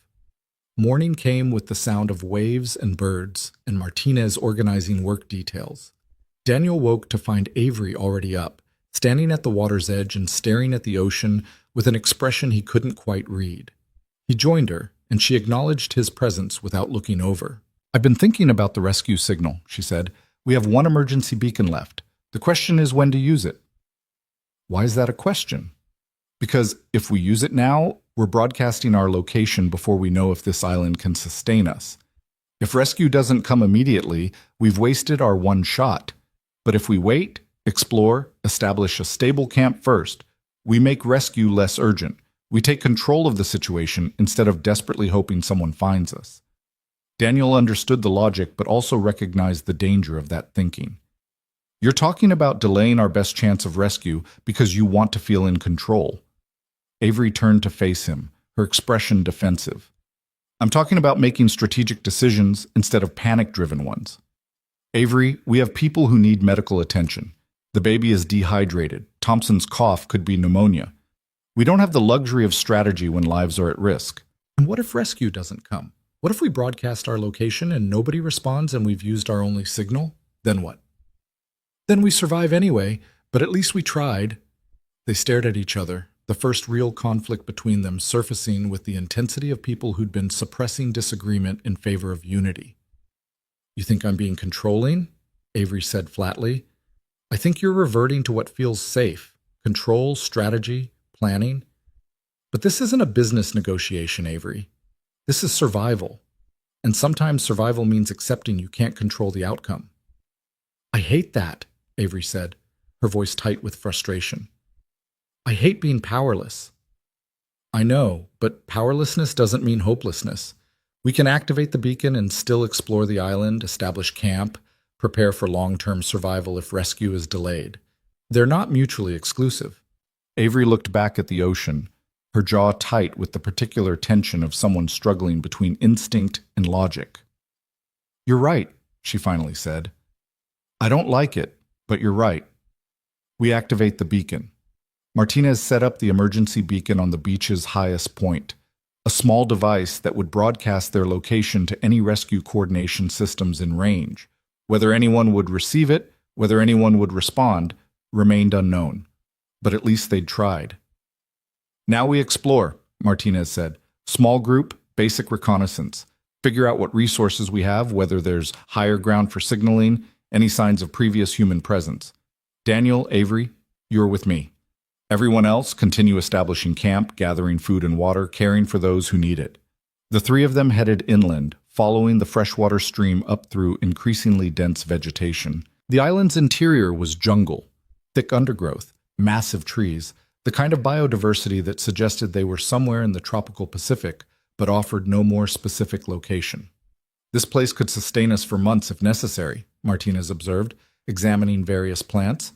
Coconuts, probably fish in the reef, fresh water. We're not going to starve. But we also have no idea where we are, Avery said. This could be a charted island with regular boat traffic, or it could be completely isolated. We need higher ground, a vantage point to assess our situation. They climbed for an hour, following the stream to its source, a small spring emerging from volcanic rock. Beyond it, the island's central hill rose another 100 feet, steep but climbable. Daniel led the ascent, finding handholds in the rock, helping Avery and Martinez navigate the more difficult sections. His body protested every movement, muscles still recovering from days of rowing and minimal food, but purpose drove him forward, and finally they reached the summit. The view was simultaneously breathtaking and devastating. Ocean in every direction, endless blue stretching to horizons unmarked by any sign of shipping lanes, other islands, or civilization. Their island was small, maybe 2 miles at its longest point, less than a mile wide, isolated completely. Well, Martinez said quietly, that answers the question about regular boat traffic. Avery stood at the edge, staring at the emptiness, and Daniel saw her shoulders tighten with the weight of understanding. They were alone.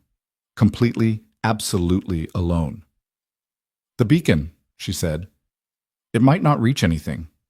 We could be broadcasting to empty ocean. Or we could be broadcasting to a search grid we just can't see, Daniel countered. We don't know, Avery. That's the point. We don't know. She turned to face him, and Daniel saw something crack in her carefully maintained composure. Tears gathered in her eyes, though she fought them with visible effort. I can't do this, she said, her voice breaking. I thought I could, but I can't. I can't just wait and hope and have no control over whether we live or die. Daniel moved to her without thinking, pulling her into an embrace that had nothing to do with attraction and everything to do with human comfort. She resisted for maybe half a second, then collapsed against him, crying with the intensity of someone who'd been holding everything together through sheer will and had finally reached her limit. Martinez tactfully moved away, giving them privacy while pretending to examine the island's geography. It's okay, Daniel said quietly, holding Avery while she shook against him. It's okay to break. You don't have to be strong every second. Yes, I do, Avery said against his shoulder. If I'm not strong, everything falls apart. That's not true. Strength isn't refusing to feel. It's feeling everything and choosing to keep going anyway. You're allowed to be scared, Avery. You're allowed to be human. She pulled back slightly, looking up at him with red eyes and complete vulnerability. I don't know how to do this. How to need people. How to trust that someone else can carry the weight when I can't. You're doing it right now, Daniel said gently. That's how you learn. By doing it badly until you do it better. Avery laughed through tears, a wet, broken sound that somehow conveyed both despair and hope. You said that before. It's still true. She kissed him again, and this time it wasn't brief or uncertain. It was desperate and honest, and full of everything they'd been avoiding, attraction, need, the terrifying vulnerability of admitting they needed each other beyond professional cooperation or survival partnership. When they broke apart, both breathing hard, Avery's expression had shifted from despair to something more complex, fear mixed with determination, vulnerability mixed with strength. Okay, she said quietly. Okay, we survive this together. We trust the beacon, we establish camp, we wait for rescue. And if rescue doesn't come, we build a life here until it does. No panic, no control, just adaptation. Just adaptation, Daniel agreed. Martinez rejoined them, pretending he'd noticed nothing. We should head back. Getting dark soon and navigating jungle in darkness is asking for broken bones. The descent was slower than the climb, all of them exhausted and processing what they'd seen. The island's isolation was both terrifying and strangely peaceful. No immediate threats, but also no immediate salvation. Back at camp, they found that the others had made significant progress. A proper shelter had been constructed. Food had been gathered. The baby was sleeping peacefully after finally getting adequate hydration. Thompson's cough sounded better after rest in fresh water. People had adapted to their new reality with remarkable speed, transforming from passive survivors waiting for rescue into active participants in their own survival. We need to talk about long-term planning, Martinez said, gathering everyone together as evening fell. We've activated the emergency beacon, but we can't count on immediate rescue. This island can sustain us, but we need organization, shelter, food gathering, water management, medical care, watch schedules. We need to function as a community, not just a collection of individuals hoping someone else solves our problems. The nurse stepped forward. I can manage medical care. My supplies are limited, but I can at least monitor Thompson and the baby, treat minor injuries. I can help with food gathering, the accountant offered. Fishing, maybe. I used to fish with my dad. Others volunteered for various tasks: shelter improvement, fire maintenance, water collection. The community was forming organically, people finding roles based on capability rather than prior status. Daniel noticed Avery watching it all with fascination, her analytical mind clearly processing the social dynamics. "What are you thinking?" he asked quietly. "I'm thinking that everything I learned about leadership was wrong," she said. "I thought it was about commanding, controlling, imposing vision, but this," she gestured at the group organizing themselves, "this is actual leadership, emergent, collaborative, based on trust rather than hierarchy." "You could learn from this," Daniel said. "Apply it when we get back." "If we get back." "When we get back," Daniel corrected firmly. "We survive, we get rescued, we go home.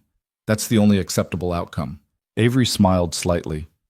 "Your optimism is either inspiring or delusional. I haven't decided which." "Both, probably." That night, after tasks were completed and people settled into sleep, Daniel and Avery sat together at the fire Martinez had built. The flames cast dancing shadows, and the sound of waves provided rhythmic background to quiet conversation. "Tell me something true," Avery said suddenly. "Something you've never told anyone." Daniel considered the request, understanding she was asking for vulnerability to match what she'd shown him on the hilltop. "I'm terrified I'm failing Emma," he said quietly. "Every day I worry that working so much means she's growing up with less of me than she deserves. That she'll remember me as the dad who was always tired, always stressed, always just surviving instead of actually living. I'm scared that one day she'll realize she deserved better than what I could give her." Avery was quiet for a long moment, her expression thoughtful in the firelight. "From everything you've told me about her, Emma sounds happy and loved and secure. Those things don't come from having a perfect parent. They come from having a present one. And you're present, Daniel. Even when you're exhausted, even when you're struggling, you're there for her. That's what she'll remember." "How do you know?" "Because I remember the opposite. My parents gave me everything except themselves: money, education, opportunity, all the external markers of good parenting. But I'd trade every advantage I had for one memory of them actually seeing me as a person instead of an investment. You see, Emma, that's what matters." Daniel reached for her hand, linking their fingers together. "Thank you." "For what?" "For understanding, for not judging, for—" He struggled to articulate the complexity of what he felt. "For being honest about your own pain while acknowledging mine. That's rare." "You make it safe to be honest," Avery said simply. "I've never had that before."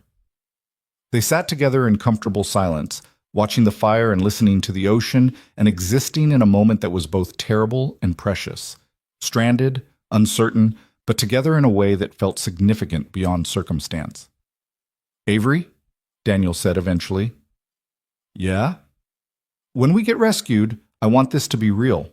Not just survival partnership or trauma bonding, real connection, real relationship, whatever that looks like in normal life. Can we try for that?" Avery turned to face him fully, her expression serious. "I want that too. But you need to understand something about me, Daniel. I'm not easy to be with. I'm demanding, I'm controlling, I struggle with vulnerability. Being with me will be complicated." "Being with me isn't simple either," Daniel countered. "I have a 6-year-old daughter who's my first priority, always. I work too much because I have to. I'm still processing grief that probably deserves therapy I can't afford."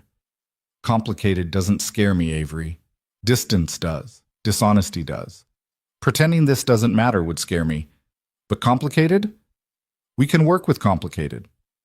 Avery smiled, and Daniel saw hope in her expression. Fragile but genuine. "Then let's try," she said. "When we get rescued, we try for real." When we get rescued, Daniel agreed. They sealed it with a kiss that was softer than the previous ones, less desperate and more deliberate, a promise rather than a plea. Around them, the island settled into night rhythms. Waves, wind, the crackling fire, people breathing in various states of sleep, and two people who'd found each other in the absolute worst circumstances, discovering that sometimes the worst circumstances revealed the best possibilities. The days that followed established a rhythm. Morning brought tasks, gathering food, improving shelter, maintaining the fire, checking the beacon's status. Afternoons meant rest during peak heat, conservation of energy and shade. Evenings brought communal meals, shared stories, the gradual transformation of strangers into community. Daniel and Avery worked together constantly, their partnership deepening through shared labor and quiet moments between tasks. They mapped the island's resources, established fishing routines, built a signal fire on the hilltop that could be lit if aircraft appeared. And slowly, reluctantly, both of them began to wonder if rescue would ever come. If this island would transition from temporary refuge to permanent home. If the lives they'd left behind were truly recoverable, or if survival meant accepting a fundamentally different future. "We've been here a week," Avery said one evening, standing at the water's edge and watching the sunset. "The beacon's been broadcasting for 6 days. If anyone was close enough to receive it, they'd have responded by now." "Maybe," Daniel said. "Or maybe rescue takes longer than we think. Search areas are massive. We could be in their grid, but just haven't been reached yet. Or we could be nowhere near their grid. This island could be completely uncharted. We could be here for months, Daniel, years even. We need to accept that possibility." "I can't accept that. Emma's waiting for me. I promised her I'd come home." Avery turned to face him, her expression gentle but realistic. "And if you can't keep that promise, what then?" Daniel felt something crack inside him, the careful optimism he'd been maintaining, the belief that determination alone could ensure favorable outcomes. The reality of their situation hit him with delayed force, and suddenly the island felt less like temporary refuge and more like permanent prison. "I don't know," he admitted, his voice rough. "I honestly don't know how to accept that I might never see her again." Avery moved closer, taking his hands in hers. "Then we don't accept it. Not yet. We keep hoping, keep watching, keep believing rescue is possible. But we also build something sustainable here, so if rescue is delayed, we're not just surviving, we're living. Can you do that? Hope and prepare simultaneously?" Daniel looked at her, this woman who'd been a stranger 2 weeks ago, who'd become essential to his survival in ways that transcended physical safety. Who'd shown him that vulnerability wasn't weakness, and that connection could exist even in impossible circumstances. "With you," he said. "I can do that with you." Avery smiled, and in that smile Daniel saw everything they'd found together. Trust earned, attraction acknowledged, the beginning of something that felt like it might be love if they gave it space to grow. "Then that's what we do," she said. Together, they stood at the water's edge as darkness fell, two people holding on to each other in hope and the fragile belief that survival could mean more than just staying alive. It could mean finding reasons to want to. The second week on the island brought a shift in how people carried themselves. The initial shock had faded into acceptance, and acceptance had evolved into something resembling routine. Daniel woke each morning to the sound of waves and bird song, found Avery already awake beside him more often than not, and together they joined the camp's daily rhythms with the practiced efficiency of people who'd stopped questioning whether rescue would come and started focusing on how to live until it did. Martinez had organized work teams with surprising effectiveness. The accountant, whose name turned out to be James, had become their primary fisherman, spending hours on the reef with improvised spears and nets woven from salvaged rope. The nurse, Patricia, ran what she called a clinic under the largest palm shelter, monitoring Thompson's recovering lungs and the baby's hydration with limited supplies and impressive resourcefulness. Even the pajama-wearing man had found purpose, constructing elaborate improvements to their shelters with the focused intensity of someone channeling anxiety into creation. Daniel found himself in a leadership role he hadn't sought but couldn't avoid. People asked him questions, sought his input on decisions, looked to him for reassurance when fear threatened to overwhelm practical action. It was strange and uncomfortable and oddly natural all at once, like stepping into a position he'd been prepared for without knowing it. "You're good at this," Avery observed one morning as they walked the beach, ostensibly checking for debris, but really just stealing privacy in a community where privacy was nearly impossible. Leading without making it obvious you're leading. I'm not leading, I'm just helping people solve problems. That's literally what leadership is, Avery said with a slight smile. The difference between you and most executives is you don't need the title to function. You just see what needs doing and do it. Daniel picked up a piece of driftwood, examining it for potential usefulness. Everything on the island had become a resource assessment. Nothing was just debris anymore. I learned that from single parenting, he said. There's no one to delegate to when your kid is sick at 3 a.m. You just handle it. Same principle applies here. Except here you have 24 other people depending on your ability to handle it. Avery stopped walking, turning to face him with an expression that was part admiration, part concern. That's a lot of weight, Daniel. Are you actually okay? Or are you just pretending to be okay because everyone needs you to be? The question was so precise, so exactly what Daniel had been avoiding examining, that he felt something shift in his chest. Avery had learned to read him with unsettling accuracy over the past 2 weeks, seeing through the competent facade to the exhausted human beneath. Honestly? Daniel set down the driftwood, meeting her gaze. I'm terrified. Every single day. I wake up thinking about Emma, wondering if she thinks I abandoned her, if Margaret is telling her I'm coming back, or if she's already preparing her for the possibility that I'm not. I'm scared that even if we get rescued, the damage is already done, that I've already failed her in ways I can't fix. Avery moved closer, her hand finding his with the casual intimacy that had developed between them. Emma knows you love her. Children understand love even when they don't understand circumstances. And Margaret sounds like someone who would protect Emma from unnecessary fear while being honest about uncertainty. You're not failing her, Daniel. You're surviving so you can get back to her. What if surviving isn't enough? What if by the time we're rescued, she's... Daniel stopped, unable to articulate the fear that his daughter might move on, might adapt to his absence in ways that made his return disruptive rather than joyful. Then you rebuild, Avery said simply. The same way you rebuilt after Rachel died.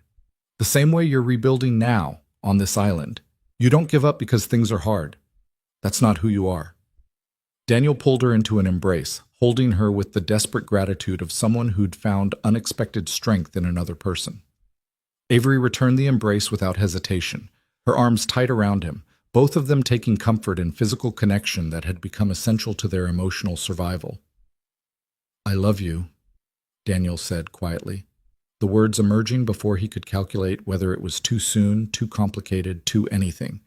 I know that's probably crazy given the circumstances, but it's true. I love you. Avery pulled back just enough to see his face, her expression cycling through surprise, fear, and something that looked like cautious joy. That is crazy, she said. We've known each other 2 weeks. We've spent that time in crisis. This could be trauma bonding or survival instinct or a dozen psychological phenomena that aren't actually love. Could be, Daniel agreed. Is it? Avery was quiet for a long moment, her analytical mind clearly working through the question with the same rigor she applied to everything important. No, she finally said. I don't think it is. I think it's real, and that terrifies me more than anything else about this situation. Because loving you means vulnerability I don't know how to manage. It means needing you in ways I've never needed anyone. It means accepting that my happiness is partially dependent on someone else, and I don't know how to do that without losing myself. You don't lose yourself, Daniel said gently. You just expand yourself to include another person. There's a difference. How do you know? Because Rachel taught me. Before her, I thought love meant sacrifice and compromise, and making yourself smaller to fit someone else's needs. She showed me it could be addition instead of subtraction, that 2 people could make each other bigger rather than smaller. I want that with you, Avery. If you're willing to try. Avery's eyes were bright with unshed tears, her usual composure fractured by emotion she couldn't quite control. I'm willing, she said. Terrified, but willing. They kissed with the intensity of people who'd admitted something fundamental and irreversible, both of them aware that whatever happened next, rescue or continued isolation, They'd bound themselves together in ways that would require navigation once they returned to normal life. If they returned to normal life. The kiss was interrupted by shouting from the camp. Daniel and Avery broke apart, immediately alert to potential danger. They ran back toward the shelters, where people were gathered around Martinez, who was holding something small and metallic. "The beacon," Martinez said, his expression grim. "It's dead." Battery finally gave out. A ripple of fear moved through the group. The beacon had been their lifeline, their constant broadcast of hope that someone might hear, might respond, might find them. Without it, they were just people on an island, invisible to anyone who might be searching. "How long has it been broadcasting?" Patricia asked, her voice tight. 12 days. Maybe 13. Should have lasted longer, but the water damage from the storm probably compromised it. Martinez set the dead beacon down carefully. "I'm sorry. I should have checked it more frequently. Maybe conserved battery somehow." "You did everything you could," Daniel said firmly, recognizing the beginning of guilt spiral that served no purpose. "The question now is what we do next. Do we have any other signaling options?" "The signal fire on the hilltop," James offered. "If we maintain it constantly, any aircraft would see the smoke." "That requires constant fuel gathering," Martinez pointed out, "and constant watch to keep it burning. We're talking about significant resource commitment with no guarantee of results." "As opposed to what?" the pajama man asked, his voice sharp with fear. "Sitting here hoping someone stumbles across us by accident?" The group began fracturing into argument, some advocating for the signal fire, others suggesting they conserve energy and resources, a few openly expressing despair that rescue would ever come. Daniel felt the community cohesion that had developed over 2 weeks threatening to dissolve under the weight of renewed uncertainty. "Everyone stop," Avery said, her voice cutting through the chaos with the authority she'd spent 2 weeks trying to soften. "Panic serves no one. We need to make a rational decision based on available information and realistic assessment of our situation. Martinez, how much effort would maintaining a constant signal fire actually require?" Martinez considered the question carefully. 2 people on watch rotation, maybe 3. Constant fuel gathering, probably another 2 people full-time. That's 4 or 5 people committed to signaling instead of food, water, shelter maintenance. We can do it, but it costs us. "And the alternative is accepting that rescue may not come at all," Avery said, "that we may be here indefinitely, which means we need to think long-term, not just survival, but sustainable living, gardens, improved shelter, better food storage. We need to transition from temporary camp to permanent settlement." "You're talking about giving up," Patricia said accusingly. "I'm talking about being realistic," Avery countered. "Hope doesn't require abandoning practical planning. We can maintain the signal fire and develop sustainable infrastructure. They're not mutually exclusive." "She's right," Daniel added. "We've been operating on the assumption that rescue is imminent, which has kept us from making longer-term investments. But we're 2 weeks in with no contact. At some point, hope has to be accompanied by preparation." The argument continued through the afternoon, people weighing desperation against pragmatism, immediate action against sustainable planning. Eventually, a compromise emerged. They would maintain the signal fire during daylight hours when aircraft were most likely, but not at night when the resource cost was higher and the visibility benefit was minimal. They would also begin developing gardens, improving shelters, establishing infrastructure that assumed longer habitation. It was acceptance disguised as strategy, and everyone knew it. But acceptance was survival, and survival was the only option available. That evening, Daniel volunteered for the first signal fire watch shift. Avery joined him without asking, and together they climbed to the island's summit, carrying fuel and the materials needed to maintain the fire through the afternoon into evening. The view was the same as it had been a week earlier. Endless ocean, unmarked horizon, the profound isolation of their situation visible in every direction. Daniel built the fire with practiced efficiency, techniques learned from camping trips with Emma that felt like memories from another lifetime. "Do you think anyone's actually looking for us?" Avery asked quietly, watching the smoke rise into the clear sky. "I think the Coast Guard conducted a search," Daniel said. "Whether they're still searching after 2 weeks, I don't know. Search areas are massive. We could be outside their grid, or they could have concluded there were no survivors." "That's a grim thought." "It's a realistic thought. Grim is just how reality feels sometimes. Avery was silent for a moment, her gaze fixed on the horizon. If we're not rescued, if we're here permanently, what does that mean for us? What do you want it to mean? I want... Avery stopped, struggling with articulation. I want to build something real with you. Not just survival partnership, but actual partnership. Life together, whatever that looks like on an island or back in civilization. But I also know that's complicated. You have Emma, I have a career. We have completely incompatible lives in the real world. Maybe incompatible is the wrong word, Daniel suggested. Maybe just uncombined. We haven't tried to combine them yet. We don't know what's actually possible until we try. And if trying means one of us has to sacrifice things that matter, what then? Then we figure it out together, the same way we figured out everything else on this island, with honesty and compromise and the willingness to prioritize what actually matters over what we thought mattered. Avery turned to look at him directly, her expression vulnerable in the firelight. What actually matters to you, Daniel? If you had to choose between me and Emma... I don't have to choose, Daniel interrupted. That's a false binary. Emma will always be my first priority, always. But that doesn't mean there's no room for you. It means you have to accept that you're not first, and that you're sharing my attention and time and emotional energy with a 6-year-old who needs me completely. Can you live with that? I don't know, Avery admitted. I've never shared anyone before. I've never had to consider someone else's needs equal to or above my own. It's foreign territory. Then we explore the territory together. We make mistakes, we learn, we adjust. That's what relationships are, Avery. Continuous navigation of foreign territory with someone you trust enough to get lost with. She smiled slightly, the expression carrying both fear and hope. You make it sound simple. I make it sound possible. Simple is different than possible. They tended the fire through sunset, watching the sky transform from blue to orange to deep purple to black. Stars emerged with the same shocking clarity they'd shown every night, and Daniel found himself thinking about Emma, wondering if she was looking at the same stars, if Margaret was telling her that her daddy was somewhere under that same sky and fighting to get home. Tell me about Rachel, Avery said suddenly. Really tell me, not just the facts, but who she was, what she meant to you. Daniel felt the familiar ache of grief, softened by time but never truly absent.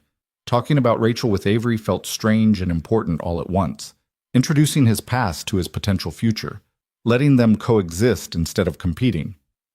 She was light, he said simply. That's the best way to describe her. Rachel was light in a world that felt dark. She believed in goodness despite overwhelming evidence to the contrary. She saw potential in everyone, including me, especially me. I was working construction when we met, barely making rent, no real prospects. She saw past all of that to who I could be and loved me into becoming that person. She sounds extraordinary. She was.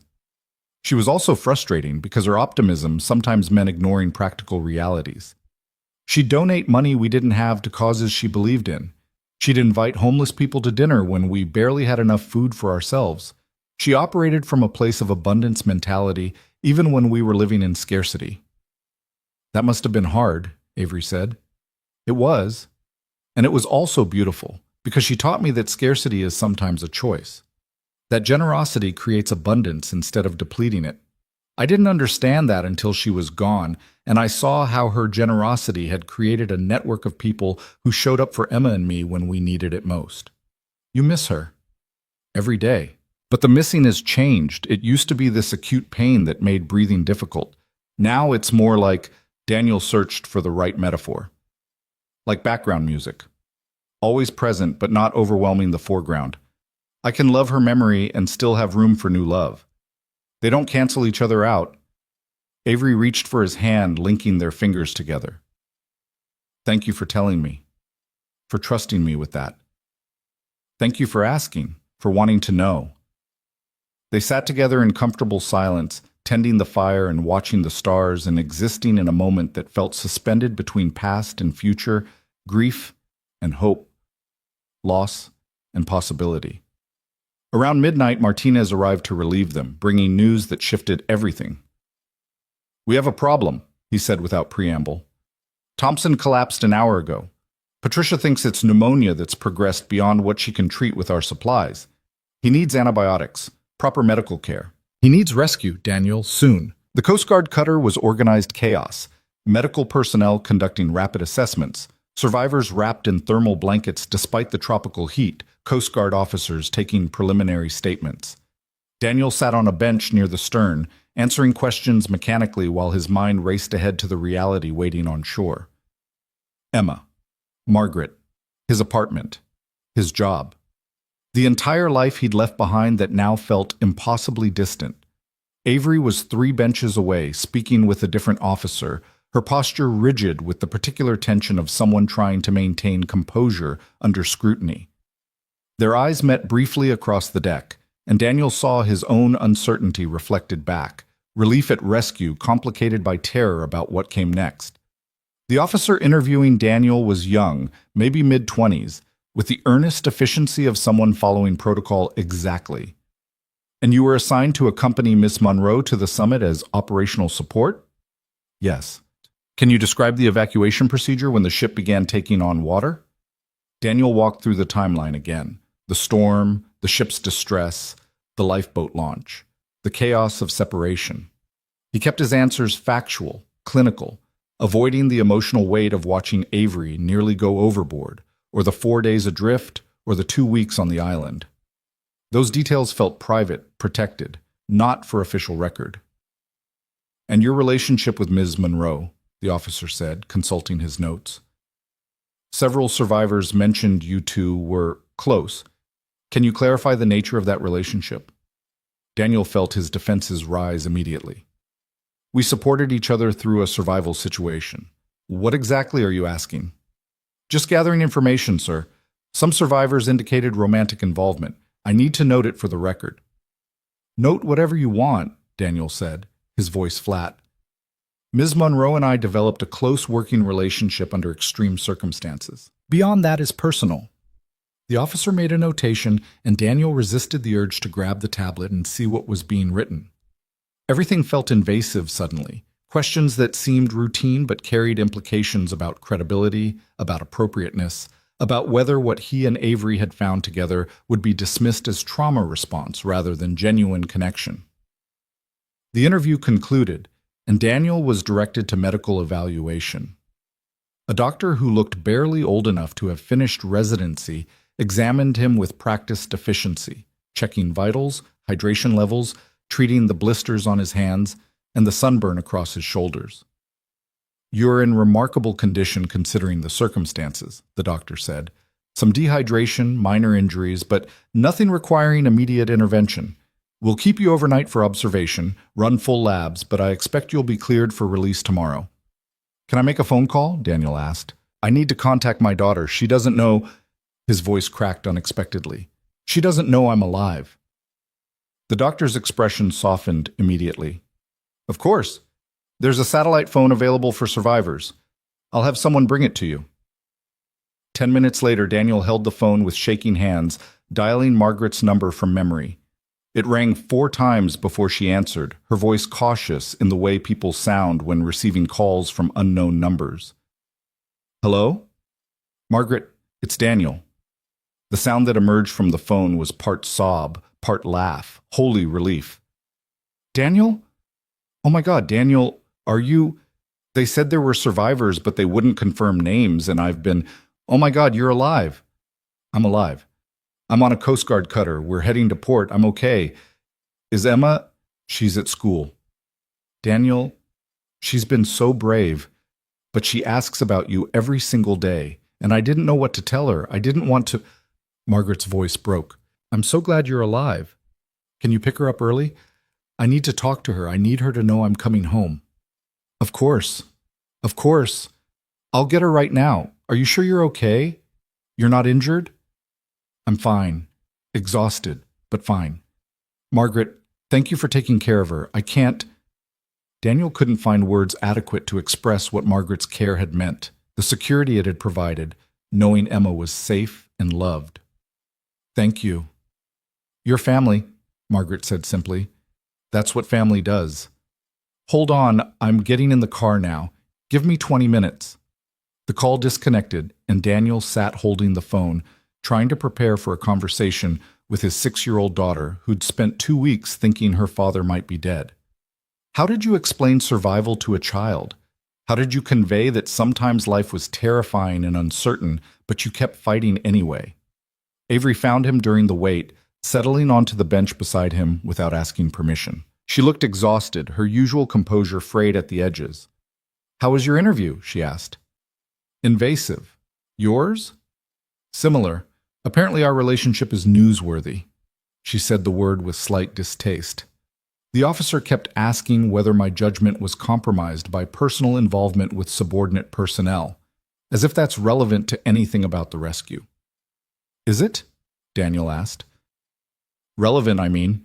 Avery turned to look at him directly. "Are you asking if I compromised professional standards by getting involved with you?" "I'm asking if you think what happened between us was appropriate given the power dynamic that existed before the ship sank." "Nothing about what happened was appropriate," Avery said. "We were stranded at sea. We fought to survive. We found connection in impossible circumstances. Appropriate doesn't apply to any of that. But do I regret it? No. Do I think it was wrong? No. Do I think we need to be prepared for people to judge it anyway? Absolutely." Daniel nodded slowly, understanding that she was right. They were about to face scrutiny, from Sterling and Wade, from media if the story went public, from everyone who would see their relationship through the lens of boss and subordinate rather than two people who'd kept each other alive. "I'm calling Emma in a few minutes," he said. "She doesn't know I survived. Margaret's picking her up from school now." Avery's expression softened immediately. "Do you want privacy?" "No, I want—" Daniel hesitated, then decided honesty was the only option. "I want you to hear this. Because Emma's part of my life permanently, and if we're trying to build something real, you need to understand what that looks like." "Okay," Avery said quietly. "Then I'll stay." The phone rang exactly 23 minutes after the first call. Daniel answered on the first ring. "Daddy?" Emma's voice was small and uncertain, nothing like her usual confident enthusiasm. "Hey, sweetheart," Daniel said, his voice breaking on the words. "It's me. I'm okay. They said your boat sank. They said people died." Emma's voice was getting higher, tighter. "I thought you were gone." "I know, baby, I know, but I'm okay. I was on an island for a little while, and now the Coast Guard found us, and I'm coming home. I promise I'm coming home." "When?" "Tomorrow. Maybe the day after. As soon as the doctors say it's okay. But I'm coming home, Emma. I'm so sorry you were scared." "I wasn't scared," Emma said with the particular defiance of children trying to be brave. "Margaret said you were strong and smart, and you'd survive because that's what you do. So I wasn't scared." Daniel closed his eyes, overwhelmed by his daughter's faith and Margaret's wisdom in maintaining it. "Margaret was right, and you were so brave. I'm really proud of you." "Did you get hurt?" "Just a little. Some cuts and sunburn. Nothing serious." "Will you tell me about the island? Was it like in stories?" "I'll tell you everything, but right now I just wanted you to know I'm safe and I love you, and I'll be home soon. Can you be patient a little longer?" "Okay." Emma's voice was still small, but steadier now. "I love you, Daddy." "I love you too, sweetheart. So much. I'll see you soon." The call ended and Daniel sat holding the phone, trying to process the conversation while managing the emotional overflow of hearing his daughter's voice after 2 weeks of uncertainty about whether he'd ever hear it again. Avery's hand found his, squeezing gently. "She sounds wonderful." "She is." Daniel wiped his eyes, not bothering to hide the tears. "She's everything good about the world concentrated into one small person, and I get to be her father." "You get to be her father," Avery repeated softly. "That's extraordinary, Daniel. The way you talk about her, the way you love her, it's extraordinary." They sat together on the deck as the cutter powered toward port, both of them aware that landfall meant facing realities they'd been able to ignore on the island. Daniel would return to single parenthood and an entry-level job that barely covered expenses. Avery would return to executive responsibilities and corporate politics. The question was whether what they'd found together could survive the collision with normal life. The cutter docked at San Diego just before sunset. Media was waiting. News vans, cameras, reporters shouting questions about the sinking and the survivors and the dramatic rescue. Coast Guard personnel formed a barrier, ushering survivors through the chaos toward waiting transport. Daniel caught glimpses of headlines on phones held by reporters. Miracle rescue after 2 weeks stranded. 25 survivors found on remote island. Questions raised about ship safety standards. His name wasn't visible, but Avery's was. She was newsworthy in ways he wasn't, her status as youngest executive making the survival story more compelling to media narratives. They were separated at the dock, different transport vehicles, different hospitals for overnight observation. Daniel wanted to protest, wanted to stay with Avery, but the logistics of mass casualty management didn't accommodate personal preferences. "I'll call you," Avery said quickly before they were directed to separate vehicles. "As soon as they let me have my phone, I'll call you." "I'll be waiting," Daniel said. They were torn apart by the machinery of rescue operations, and Daniel felt the loss more acutely than he'd expected. 2 weeks of constant proximity had made separation feel wrong, incomplete. He understood intellectually that they needed medical evaluation, that they'd see each other again soon, but emotionally he just wanted to hold on to the person who'd kept him sane through impossible circumstances. The hospital was efficient and impersonal. More medical tests, more questions, a private room that felt simultaneously luxurious and isolating after 2 weeks of communal living. Daniel showered for the first time in 14 days, watching dirt and salt and island debris wash away down the drain. The mirror showed someone thinner than he remembered, burned by sun, aged by experience, but alive. Fundamentally, impossibly alive. His phone had been recovered from the ship's manifest and returned to him, though the battery was dead and the device likely unsalvageable from water damage. The hospital provided a replacement temporarily, and Daniel used it to text Margaret that he was safe, in hospital, would call in the morning. Sleep should have come easily after 2 weeks of minimal rest on uncomfortable surfaces. Instead, Daniel lay awake in the hospital bed, staring at the ceiling and processing everything that had happened. The storm, the lifeboat, the island, Avery, the rescue. It felt like multiple lifetimes compressed into 14 days, and his mind couldn't quite organize the experiences into coherent narrative. His temporary phone rang at 11 p.m. "Avery." "Hey," he said, answering immediately. "Hey." Her voice was tired but steady. "They finally gave me my phone back. Well, a replacement phone. The original is somewhere at the bottom of the Pacific. How are you?" "Physically fine. Emotionally confused. You?" "Same. This feels surreal, Daniel. Being in a hospital bed with clean sheets and unlimited water and total privacy. I keep expecting to wake up on the island and discover rescue was a dream." "I know. Part of me misses it. Is that crazy?" "No," Avery said. "I miss it too. Not the danger or the uncertainty, but the simplicity, I guess. Everything mattered or it didn't. Hierarchy was irrelevant. Connection was honest because survival required it. And now we're back in the real world where none of that applies." "Does it have to not apply?" Avery asked. "Can't we choose to bring that honesty back with us?" "I want to," Daniel said. "But I also know the real world has complications the island didn't. You have a career that demands everything. I have a daughter who needs everything. We have completely different lives in completely different economic realities. How do we navigate that without one of us sacrificing things that matter?" Avery was quiet for a long moment, clearly thinking through the question with her characteristic analytical rigor. "I don't know," she finally admitted, "but I know I want to try. I know that what we found on that island matters more than career advancement or maintaining comfortable distance. I know I love you, Daniel, even though that terrifies me. And I know that love means being willing to change, to compromise, to build something new instead of trying to force what we have into existing structures that don't fit." Daniel felt his chest tighten with emotion that was equal parts hope and fear. "I love you too. And I want to build something new. But Avery, you need to understand, Emma comes first, always. That's non-negotiable. If loving me means accepting that you're never my first priority, Can you actually live with that? I don't know, Avery said honestly. I've never had to share anyone before. I've never loved anyone the way I love you. I'm going to make mistakes, probably a lot of them.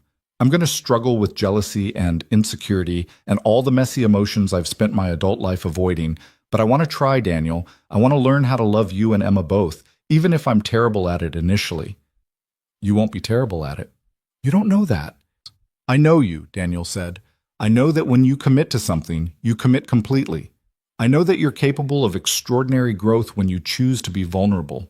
I know that Emma will probably love you because children see through pretense to authentic care. And you care, Avery, even when you're scared of caring. How do you know I care about Emma? I haven't even met her. Because you asked about her. Because you listen when I talk about her. Because you understand she's part of who I am and you're choosing me anyway. That's care, even if it's complicated care. Avery laughed softly. You're very good at this. At seeing the best possible interpretation of people's motivations. I learned from Rachel, and I'm choosing to apply it to you because you deserve someone who sees your potential instead of just your defenses. They talked until after midnight, neither wanting to disconnect despite exhaustion. Eventually, Avery's doctor insisted she sleep, and they ended the call with promises to connect in the morning. Daniel finally drifted into sleep thinking about the future, uncertain, complicated, but possible in ways he'd stopped believing in after Rachel's death. Morning brought medical clearance and discharge paperwork. Daniel was released with instructions to follow up with his primary care physician, stay hydrated, monitor for any delayed symptoms of trauma. He dressed in clothes provided by the hospital, basic jeans and a t-shirt that didn't quite fit, but were better than the salt-stained remnants of business casual he'd been wearing when rescued. Margaret was waiting in the lobby with Emma, and the sight of his daughter broke something open in Daniel's chest. She looked older somehow, or maybe he was just seeing her with the perspective of someone who thought he might never see her again. Daddy!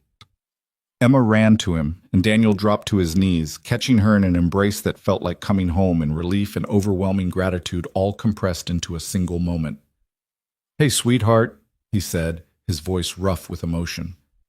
I missed you so much. I knew you'd come back, Emma said against his shoulder.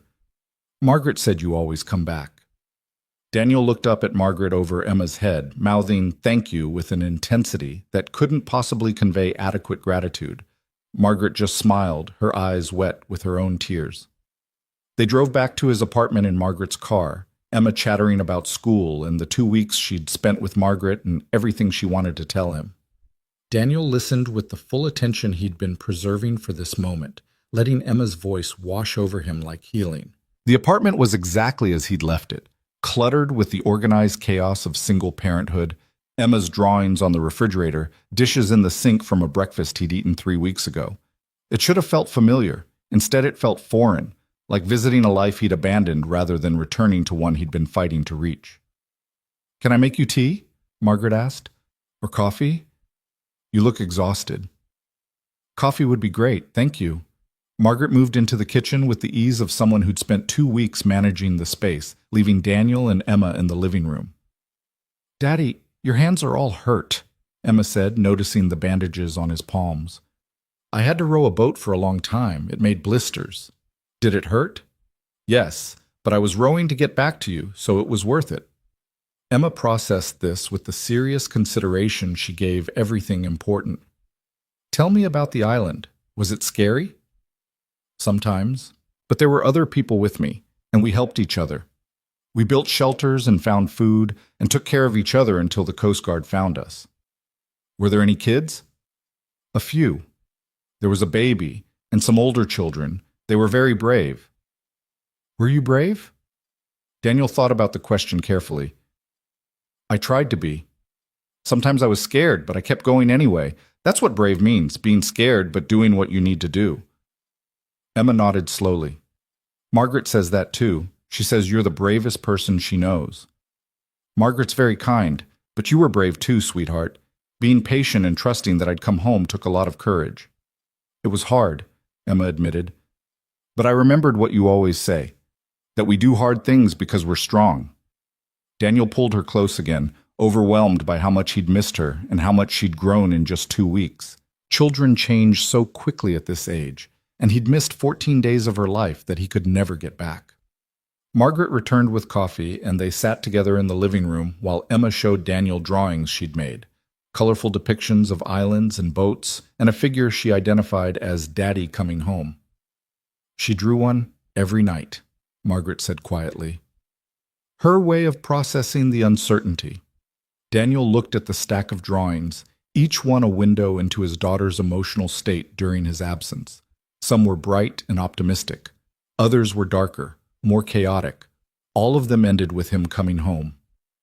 Thank you for taking care of her, he said to Margaret. I don't have words for what it meant knowing she was with you. You don't need words. Your family, Daniel. Rachel would have wanted me to be here for both of you. Margaret stood, gathering her things. I'll give you two some time together, but call me if you need anything. And Daniel, I'm so glad you're home. After Margaret left, Daniel and Emma spent the afternoon together, reading books, playing games, just existing in proximity that felt precious after 2 weeks of absence. Emma fell asleep on the couch around 4 p.m., exhausted by the emotional intensity of reunion, and Daniel covered her with a blanket before stepping onto the apartment's small balcony. His phone rang. Avery. Hey, he answered quietly. How are you? Discharged this morning, currently at a hotel because apparently my apartment is being used by insurance investigators examining personal belongings from the ship. How are you? Home. With Emma. She's asleep on the couch. Daniel looked back through the sliding door at his daughter, peaceful in sleep. It feels surreal being back. I know. Everything feels wrong somehow. Too easy, too comfortable. Like we don't deserve comfort after what everyone else went through. Survivor's guilt, Daniel said. It's normal. We'll process it. Probably need therapy to process it properly, but we'll get there. Daniel, I need to tell you something. Avery's voice shifted, becoming more serious. Sterling and Wade called. They want to meet tomorrow. About the summit, about the sinking, about us. They know we were together on the island, and they're concerned about professional conduct implications. Daniel felt his stomach drop. What kind of implications? The kind where they question whether our relationship compromises future working dynamics, whether I can supervise projects you're involved in, whether there's liability exposure if other employees claim the relationship created preferential treatment or hostile work environment. That's insane. We were stranded together. We didn't choose the circumstances. I know, but corporations don't care about circumstances. They care about liability and optics and maintaining clear ethical boundaries. They're going to ask me to clarify the nature of our relationship and whether it presents ongoing concerns. What are you going to tell them? Avery was quiet for a moment. I don't know. What do you want me to tell them? The truth, Daniel said, that we developed a relationship under extraordinary circumstances, that we're trying to navigate what that means in normal life, that whatever we build together is our business, not theirs, as long as it doesn't affect our professional performance. And if they say it does affect our professional performance, if they say I can't supervise projects you're on, or that you need to transfer departments, or that one of us needs to leave the company? Daniel felt the weight of that question settle over him. He'd fought so hard to survive, to get back to Emma, to build something real with Avery. The idea that corporate politics could dismantle all of it felt impossibly cruel. Then we make choices, he said, based on what actually matters. Emma matters. You matter. A job is just a job, Avery. Even a good job. Even a career you've worked for. It's replaceable in ways people aren't. You're saying you'd quit if they demanded it? I'm saying I'm not letting them dictate my personal life, and neither should you. You're the youngest executive in company history. You survived a shipwreck and 2 weeks stranded at sea. You're not powerless here, Avery. You have leverage. Or I have everything to lose, Avery said quietly. My career is all I've built. If I lose that, what do I have? Me, Daniel said simply. Emma. The possibility of building something that matters more than professional achievement. That's what you have, if you choose to value it. Avery was silent for so long that Daniel thought the call might have dropped. I'm scared, she finally said. I'm terrified of choosing wrong, of sacrificing everything I've worked for and discovering it wasn't worth it. But I'm more terrified of choosing my career and spending the rest of my life wondering what we could have been. Then choose us, Daniel said, not because it's safe or certain, but because it's honest. Because what we found on that island is worth fighting for in the real world. Okay, Avery said, and Daniel heard determination in her voice. Okay, I'll tell Sterling and Wade that my personal life is my own business, and if they have concerns about professional conduct, they can assign oversight to someone else. But I'm not ending what we have because they're uncomfortable with complexity. Are you sure? No, but I'm sure I want to try, and sometimes that has to be enough. They talked for another hour, making plans to meet the following evening after Avery's meeting with Sterling and Wade. When the call ended, Daniel felt simultaneously hopeful and terrified about what the next few days would bring. Emma woke up from her nap disoriented, took a moment to remember Daniel was actually home, then smiled with such pure joy that it made his chest ache. "Daddy, can we make dinner together?" she asked. "Like we used to?" "Absolutely. What do you want to make?" "Spaghetti." They made spaghetti together in the tiny kitchen, Emma helping with sauce stirring and garlic bread preparation with the focused seriousness she brought to all tasks. It was domestic and ordinary and achingly precious.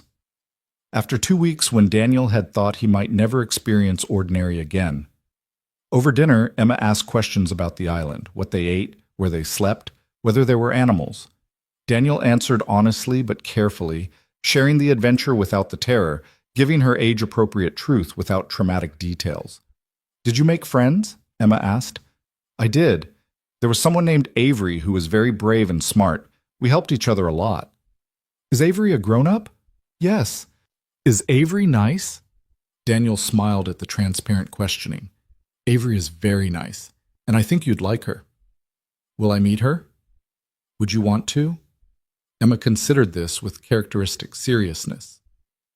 "If Avery is your friend and helped you come home, then yes, I want to meet her."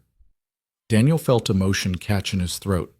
This was the beginning of integration, introducing Avery to Emma, letting his two worlds collide, trusting that both could coexist without destroying each other. "Then you will," he said. "Soon."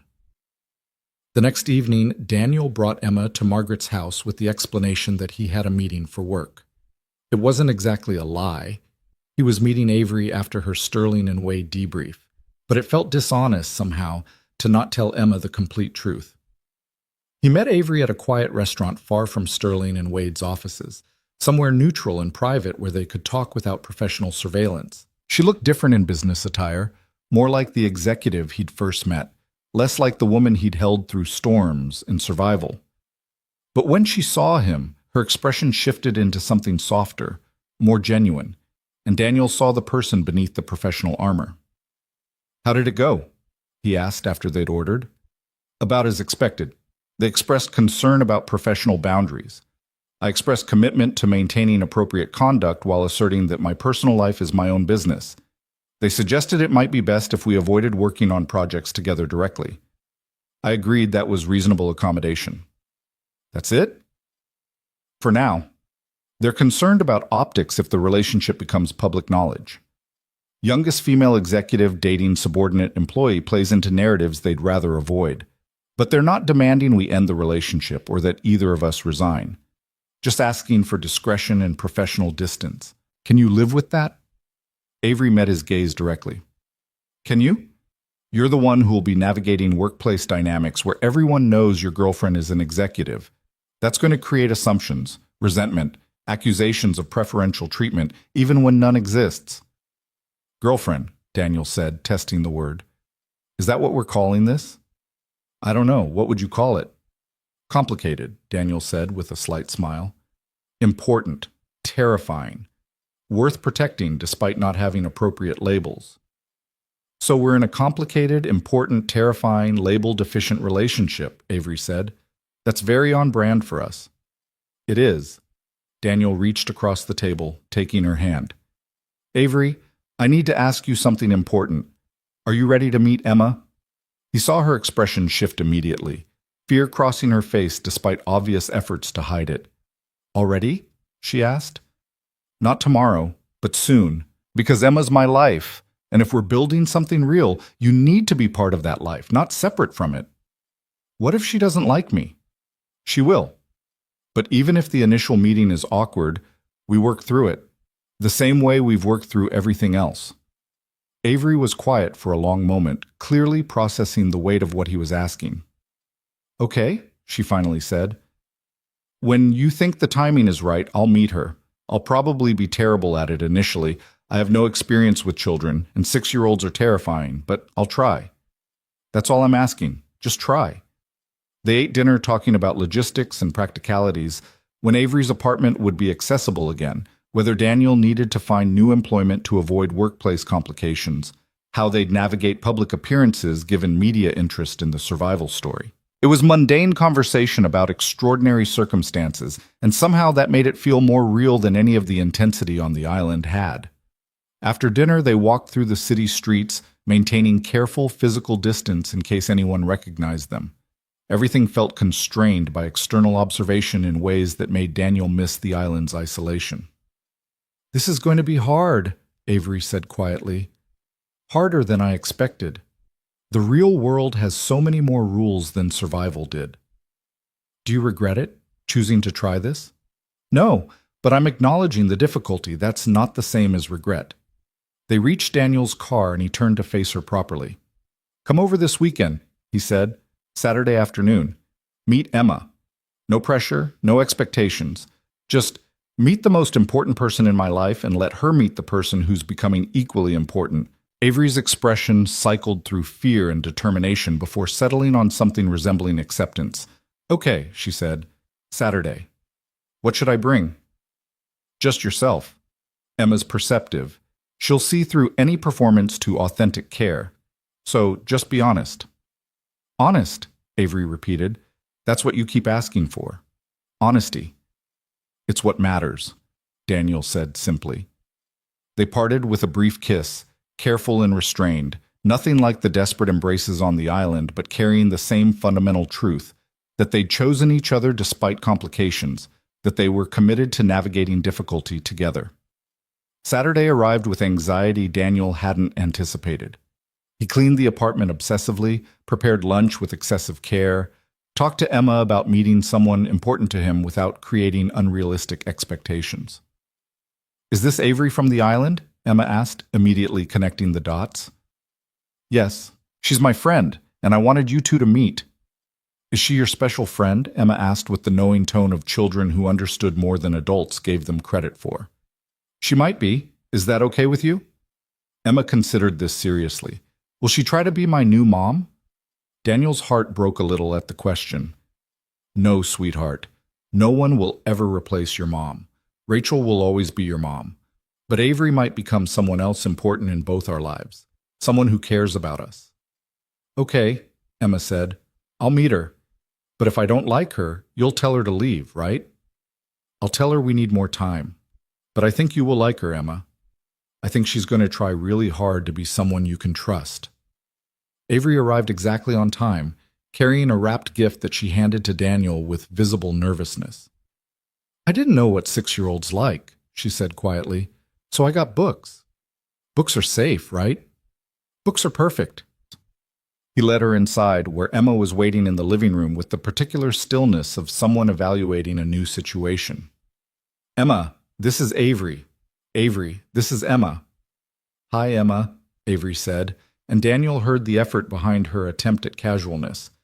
"Your dad has told me so much about you." "Hi," Emma said, studying Avery with the intense scrutiny only children could manage. "Did you really help my dad on the island?" "I did, and he helped me too. We helped each other." "Were you scared?" "Very scared. But your dad was brave, and that helped me be brave too." Emma processed this, clearly evaluating whether Avery was trustworthy. "I brought you a present," Avery said, offering the wrapped package. "Your dad said you like to read." Emma took the gift carefully, unwrapping it to reveal 3 books, age-appropriate, beautifully illustrated stories about adventure and friendship and courage. "These are really good," Emma said, examining the books with genuine interest. "Thank you." "You're welcome." The afternoon progressed with careful navigation of unfamiliar territory. Avery was clearly out of her depth with children, but she tried, asking Emma questions, listening to her answers, showing genuine interest in a 6-year-old's perspective. Emma remained cautious but not hostile, allowing Avery into her space incrementally. During lunch, Emma asked Avery directly, "Are you my dad's girlfriend?" Avery glanced at Daniel, clearly seeking guidance. He nodded slightly. Honesty was the only option. "I might be," Avery said carefully. "Your dad and I care about each other, and we're trying to figure out what that means, but whatever happens, it doesn't change how much your dad loves you. You're the most important person in his life." "I know," Emma said with the confidence of someone who'd never doubted that truth. "But if you're important to him, I want to make sure you're nice." "That's very smart," Avery said. "And I promise I'll always try to be nice. But if I'm ever not nice, you should tell your dad, because he should know." Emma seemed satisfied by this answer, and the tension in the room eased slightly. After lunch, Emma showed Avery her drawings, including the ones she'd made while Daniel was missing. Avery looked at each one seriously, asking questions and making comments that showed she was actually paying attention rather than just performing interest. "This one is my favorite," Emma said, showing a drawing of an island with a figure labeled Daddy and another labeled Avery. "I made it after Dad called and said you helped him. I wanted to remember you were nice to him." Avery's eyes were bright with tears she was clearly fighting to control. "Thank you for making this, Emma. It's really special." When the afternoon concluded and Avery prepared to leave, Emma surprised everyone by hugging her briefly. "You can come back," Emma said, "if you want to." "I'd like that," Avery said, her voice rough with emotion. "Thank you." Daniel walked Avery to her car, both of them aware that the meeting had gone better than either had expected. "She's incredible," Avery said. "Smart and perceptive and so much like you, it's almost eerie." "She liked you," Daniel said. "That hug was her seal of approval. She doesn't hug people she doesn't trust." "I was terrified I'd do something wrong, say something inappropriate, ruin everything before it started." "You didn't. You were honest and respectful, and you treated her like a person rather than an obstacle. That's all she needed." Avery leaned against her car, looking exhausted and relieved. "This is really happening, isn't it? We're actually building something real." "We are," Daniel confirmed. "Complicated, terrifying, label deficient, and real." "I love you," Avery said. "I know I said it before, but I need you to know I mean it. Not just survival bonding or trauma response. Real love that terrifies me and makes me want to be better than I've been." "I love you too," Daniel said. "And we're going to figure this out. Together." They kissed goodbye with the careful restraint of people aware that a 6-year-old might be watching from a window. Then Avery drove away, leaving Daniel standing in the parking lot feeling more hopeful than he'd felt since before the storm. The weeks that followed established new rhythms. Daniel returned to work at Sterling and Wade, navigating the awkward dynamics of everyone knowing about his relationship with Avery while trying to maintain professional boundaries. Avery managed her executive responsibilities while carving out time for Daniel and gradually, incrementally, Emma. It wasn't easy. There were moments when the stress of balancing work and parenthood and relationship felt overwhelming. Moments when Avery's lack of experience with children created friction. Moments when Emma's adjustment to having another important adult in her father's life manifested as behavior challenges. But there were also moments of unexpected grace. Avery reading to Emma before bed, both of them curled up on the couch with books and quiet companionship. Emma asking Avery questions about business and strategy with the same seriousness she asked about everything. Avery learning to braid hair because Emma wanted to match her friend's style and Daniel had no idea how. 3 months after the rescue, Sterling and Wade announced a major restructuring. Several executive positions were being eliminated or reassigned. Avery was offered a choice: relocate to the New York office with a promotion or remain in San Diego with lateral responsibility. She chose San Diego without hesitation. "The promotion doesn't matter," she told Daniel when explaining her decision. "What matters is here. You're here. Emma's here. And I finally understand that career advancement is just one measurement of success and not the most important one." 6 months after the rescue, Thompson, the retired teacher who'd nearly died from pneumonia, organized a reunion for all the survivors. They gathered at a beach house in Coronado, 25 people who'd lived through impossible circumstances together.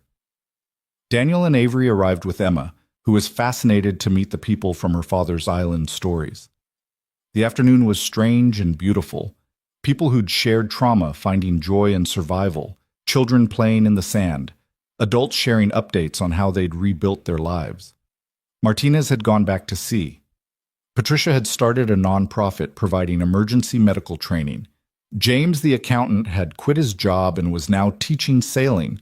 Everyone had been changed by the experience in ways both visible and hidden. "You two look happy," Martinez observed, seeing Daniel and Avery together with Emma between them. "We are," Daniel said simply. "Good. You deserve it, both of you." As evening fell, everyone gathered on the beach for dinner. Emma sat between Daniel and Avery, comfortable with both, chattering about school and friends and the shells she'd collected. Daniel watched her and thought about how much had changed since the storm, how crisis had revealed who he was at his core, how vulnerability had made space for connection, how choosing love over fear had created possibility. "What are you thinking?" Avery asked quietly. "That I'm grateful," Daniel said, "for surviving, obviously, but also for everything that came after. For finding you, for Emma meeting you, for building something I didn't know was possible." "Me too," Avery said, her hand finding his under the table. "I spent my whole life thinking control and achievement were the paths to fulfillment. Turns out surrender and connection matter more. You taught me that. We taught each other." Emma looked up from her shells, sensing the emotional weight of the conversation. "Are you two being mushy?" "A little bit," Daniel admitted. "That's okay," Emma said generously. "You're allowed to be mushy sometimes." The evening concluded with a bonfire, survivors sharing stories and laughter, and the complicated gratitude of people who'd survived together. Daniel held Emma on one side and Avery on the other, both of them essential to who he was now, both of them proof that survival could mean more than just staying alive. Later, after Emma had fallen asleep in the car on the drive home, Avery said quietly, "I want to propose something." "Okay."